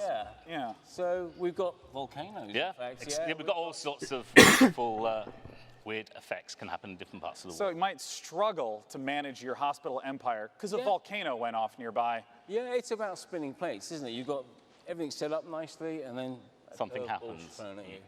So. Well, I'd love to know more information about when 2 Point Hospital is coming out.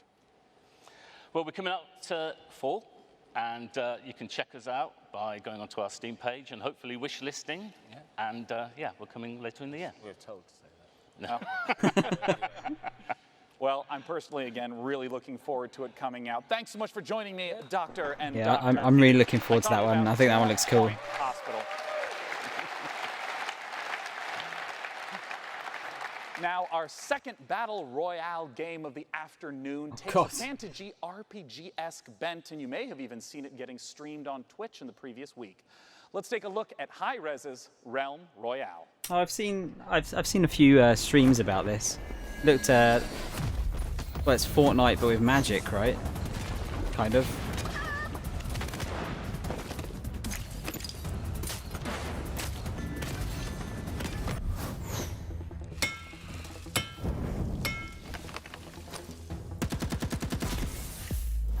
Is that a Link outfit that person had on?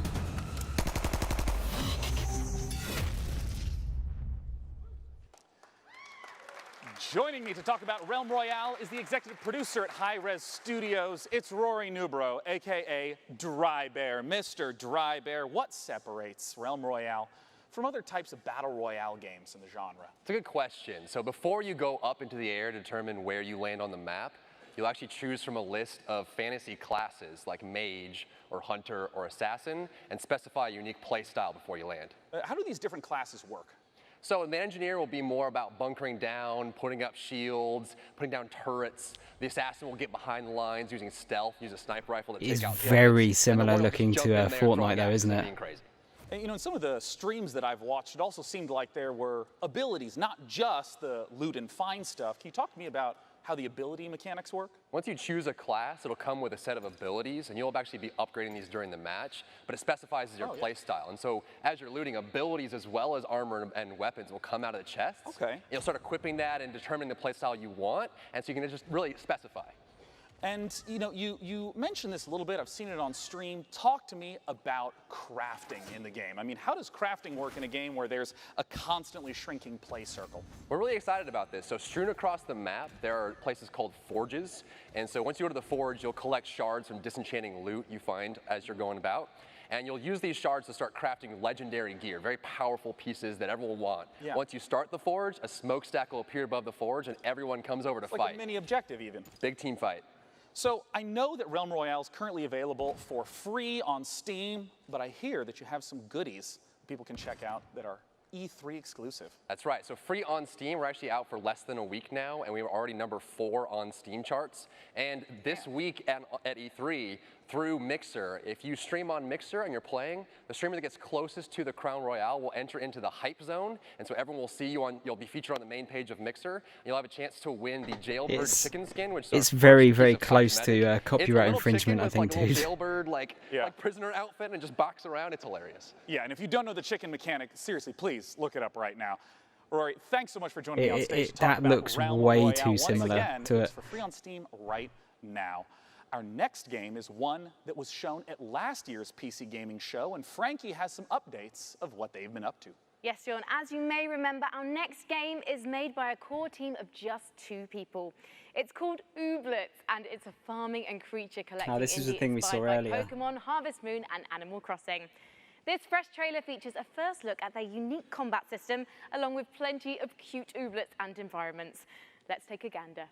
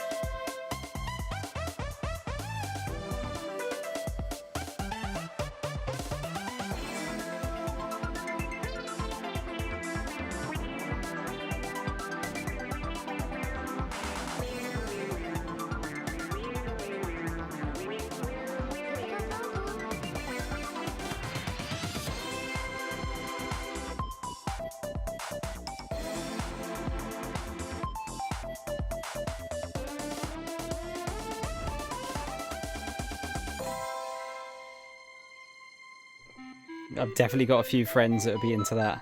Oh, that's interesting. Only Xbox One and PC. Okay. It's odd how some of them don't come out on Now, both. it wouldn't be a PC all 3 gaming rather. show without a dash of strategy, which is why I'm delighted that we get the chance to share with you the next in the Anno games. Let's take a look at Anno 1880.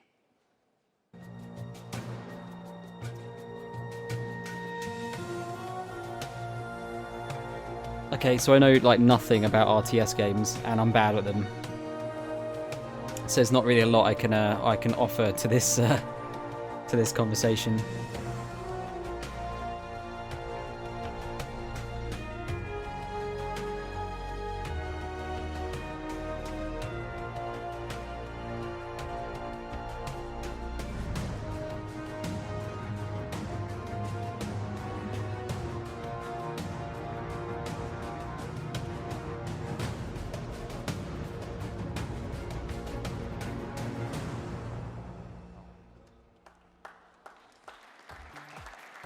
Joining me on the stage to talk about it is the executive producer, Burkhard Rathheiser, and community developer, Bastian Thun.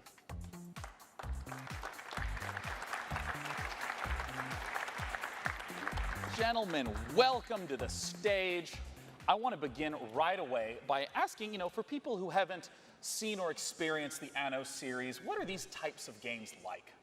Yeah, well, Anno 1800 is a PC only real-time strategy game, and it's kind of mixing city building together with economic simulation and naval warfare. And at its core, it's a sandbox game, so you have a vast amount of freedom to explore the world and build huge cities. And I wonder if you could talk to me a little bit about why the choice of the 19th century for this game. Well, the 19th century it's such an interesting and rich era. There was so much happening in this era. So we had two industrial revolutions. We had major scientific inventions and also big social changes, and also the creation of the big imperial empires. So it's a really rich era. And what are some of the elements that we'll get to see from the 19th century in Anno 1800? So it's kind of, for the player, it's, well, basically you start with the first kind of medieval settlements, and then it's a kind of a journey through the 19th century. So it's a kind of, you explore everything that kind of happened in this rich era. And I understand that you have a very unique take on how to work with the community, how to gather feedback. I was wondering if you could talk to me about what is Anno Union. So last year at Gamescom, when we actually revealed the game, we decided on, you know what, it's pre-alpha, we revealed the game. We invited the community to basically become a member of our development team. So we launched our Anno Union platform. It's a place where we give constant weekly updates on the current development and invite players to give feedback and basically help us developing the game. Can you give me like an example of exactly how some choices have been steered by the community? So there's a lot of different stuff we did. So like from feedback we got on our blogs and focus playtests where invited players. We got so much great feedback, which had to completely rebalance the mid and late game of the game. Also, we heavily expanded on core features of the game based on feedback. We said like, okay, that really seems to work. Players like that, so okay, let's do it, like improve the quality a little bit even more. Yeah. But they can also vote on actual game content. So we had a big vote for an AI opponent in the game, for a community creation contest where they could create their own island and stuff like this. And I understand that some of this footage that you're sharing right now is pieces that people can go to anno-union.com and vote on right now. Exactly. So right just in time for E3, you can go to anno-union.com, check out, we have a vote up where you can vote on one of 5 ships in the game. And that's only the first stage, because in the second stage, we will allow you to design your own ship variant. So the winner of that first vote, then you can design, hand in your own design nodes, drawings, 3D models, whatever you like. And the winner of that contest will actually make it into the game. Now, where is the website that people can go to again to get the most information right now? Yeah, just check out anno-union.com. That's basically our big community platform. And we want to invite especially strategy gamers, PC players out there to come help us developing the game, sharing feedback. Just check it out. Well, gentlemen, thank you for joining me on stage to talk about Anno 1800. Our next title is the final battle royale of the night. And Frankie Thank is God. going to be talking about it. And it's a little bit, maybe not what you'd expect. Publisher TinyBuild is known for discovering distinctive indie developers and bringing their quirky ideas to the fore, with Cluster Truck, Speedrunners, and Hello Neighbor among their catalogue of hits. And now I'm delighted to be able to bring you the world-exclusive reveal of a game developed by Galvanic Games in cooperation with Explosion.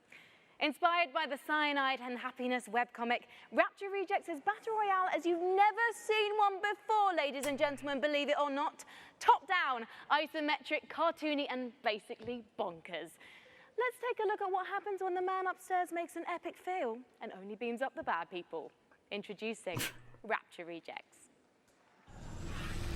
Uh-oh, lots of people are going to get offended.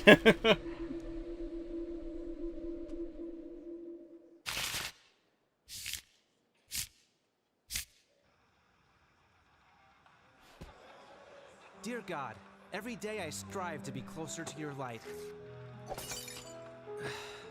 I pray that when Judgment Day, that most holiest of days, comes upon us, when you bring all the good people to heaven, that I may live in eternal glory by your side. Amen.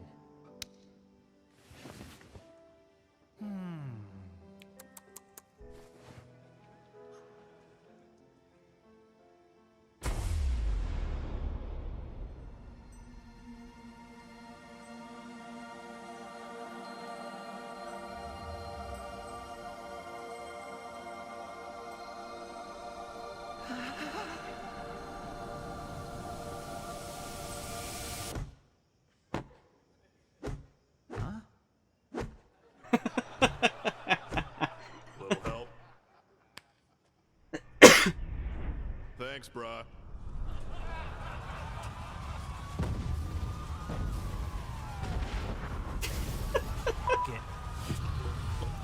Harold!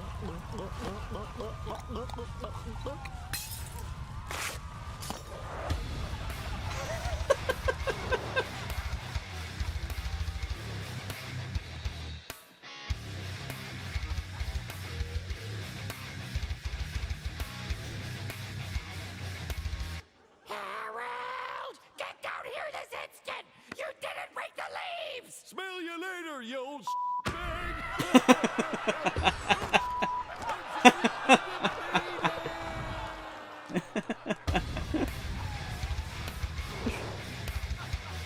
Okay, that looks funny. I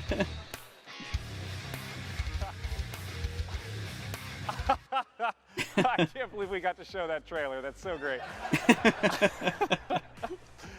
Our final game that we'll be showcasing this evening is from perhaps the most famous stealth action franchise in gaming, the Hitman series. Let's take a look at a brand new trailer Controversial. from Hitman 2. Says maybe Metal Gear? Or was Metal Gear? Oh, that's why there's a racing thing on when they said Hitman earlier. Welcome to Miami, 47. The innovation race is on its last day, and it is down to the wire. The Providence defectors are Robert and Sierra Knox. A day of high-octane thrills and two very public targets.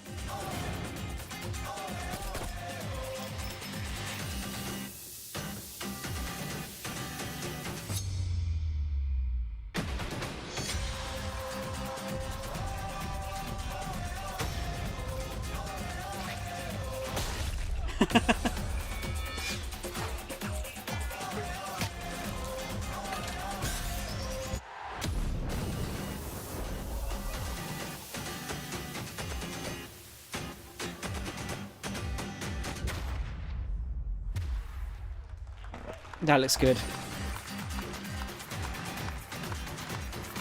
Not played the previous season yet actually, but heard very good things about it. Joining me to talk about Hitman 2 is game director from IO Interactive, Jacob Mickelson. Join me up here, Jacob. Come on out, we gotta talk. Assassination. Hey, Sean. Welcome, Jacob. Thanks for joining me. I mean, right away, tell me, what is Agent 47 doing in Miami? Well, he's there to pay a visit to Sharon and Robert Knox, who are part of the Kronstadt Empire. And yeah, we all know how that ends, right? Well, given that it's a Hitman game, I have some hints. And, you know, I always felt like in the Hitman games, the environment was so critical, trying to study and trying to understand it. What are some of the elements in Miami that will show up in Hitman 2? Yeah, well, absolutely. Miami is, I think it's one of the biggest events we've ever created in the game. And in Miami, we have, of course, the race as the centerpiece. Yeah. But being this super high detailed sandbox, we also go to great lengths to actually create all the surrounding bits and pieces, like you have here, backstage area. Of course, we also have that in Miami. So pits and paddocks, there's an emergency room, and so on. So all the facilities needed in order for you to kind of make your own way through the mission and take advantage of the locations and all the different disguises and items you stumble upon as you move in closer to your targets. And in terms of the mechanics, I know that there's going to be a lot of the familiar feels, but what are some of the brand new mechanics that are in Hitman? Yeah, some of the new stuff is, for instance, the crowds we saw here in Miami. First of all, there's more than ever. Yeah, they're huge. We're close to 2,000 people now in the scenes. And on top of that, we also introduced a new crowd mechanic where you can dip into the crowd if you get in trouble. So as long as they are not fleeing or running away, then they're there for you to hide in, so in case you get chased by guards. Another new thing is the picture-in-picture mechanic where you get information about what's going on other places in the level. So if you're setting up traps and stuff like that, you can kind of keep track of where the important characters are. And last but not least, we have the fan favorite, which is the sniper briefcase is back. But this time it's not only for sniper rifles, it's also for all the other things you want to carry around kind of without causing too much attention to yourself. And I want to ask about some of the weapons and the disguises that have been showing up throughout these trailers. Yeah, we go to great lengths. I think the theme of this showing is going to be the fish. It's really it's a studio favorite. We're having a lot of laughs at that, right? And then, of course, you just saw it in the kitchen as a frying pan, so we all know the kitchen is the most dangerous. Uh-oh, there's a frying pan. That means PUBG is going to try and sue you. Also counts in Hitman. And I want to ask about some of my favorite content from Hitman, things like elusive targets, limited time events. Will those be making a comeback? Absolutely. So there's still going to be escalations for you to kind of challenge the game in many different ways. There's going to be challenge packs, again, new challenge for you. And then, of course, the elusive targets that pop up for a short period of time only. And you have one shot at this or, Oh, yeah. go bust. As my final question, the expected question, when does Hitman 2 come out? Hitman 2 comes out November 13, and if you pre-order right now, you also get access to a new game mode called Sniper Assassin, where you get to play as Agent 47, and also, for the first time in the franchise, you can play along with a friend in the co-op mode. Well, Jacob, thank you so much for coming out. I'm super looking forward to Hitman 2. Thank you. I might be the worst Hitman ever, but I try hard. Now, Jacob, I'm going to thank you. Thank you. And I'm going to escort you off to the right. So you're going to rush off this way, because coming in from the left, for the first time ever, vaguely nearby me, it's the co-host, Frankie. Come here, Frankie. They let me come down from the balcony for good behavior. Excellent. Well, Frankie, we did it. The PC Gaming Show is done. Thank you so much for joining us to host this year. Thank you. Thanks for having me, guys. Thanks for all of you who came out to the Will Turn and joined us today. It was a blast. Thanks to Twitch chat. I know that everything you said was appropriate and intelligently thought out. And of course, this year we're curating even more great PC games from the Facebook booth in E3 South Hall. Last, and of course not least, a huge thank you to all our wonderful sponsors who let the PC Gaming Show come back for a 4th straight year. They are High Res Studios, Digital Extremes, Archangel Hellfire, Team 17, Stardock Entertainment, Acer, Predator, Improbable, Oculus Rift, Drake's Cakes, Tripwire, Frontier Developments, and Square Enix. We hope you have a wonderful E3 and go play some damn video games. Cheers. Thank you. Bye. Okay, Welcome back to E3 on Twitch. Let's That was turn the you guys PC down. Gaming Show. Thank you, Day9 and Frankie, for taking That us actually through was of games. a lot better than I thought it was going to be. We're going to talk about our favorites. It could be that last year's one was actually better. I just I got bored with the initial part of it and didn't give it enough chance. And then it's time for Yeah, that was pretty good actually. It was maybe a bit long, and it was a bit, you know. And then up to Sony. But let's talk It's about certainly not the best one, but it wasn't nearly as bad as I thought it was going to be. a lot of stuff. Some of it we knew, some of it brand new. Yeah, Zeke, that was raise your alright. hand. Some good stuff in there. I'm really surprised that, yeah, I'm really surprised at Yakuza on PC. That was my. I had a chance. You didn't even realize it. It took you so long. No, I totally Yeah, was just like, oh, that was a real surprise. I was reading through tweets and someone else had the same. Right, let's switch these guys off, because what I'm going to do. Let's go back to full screen.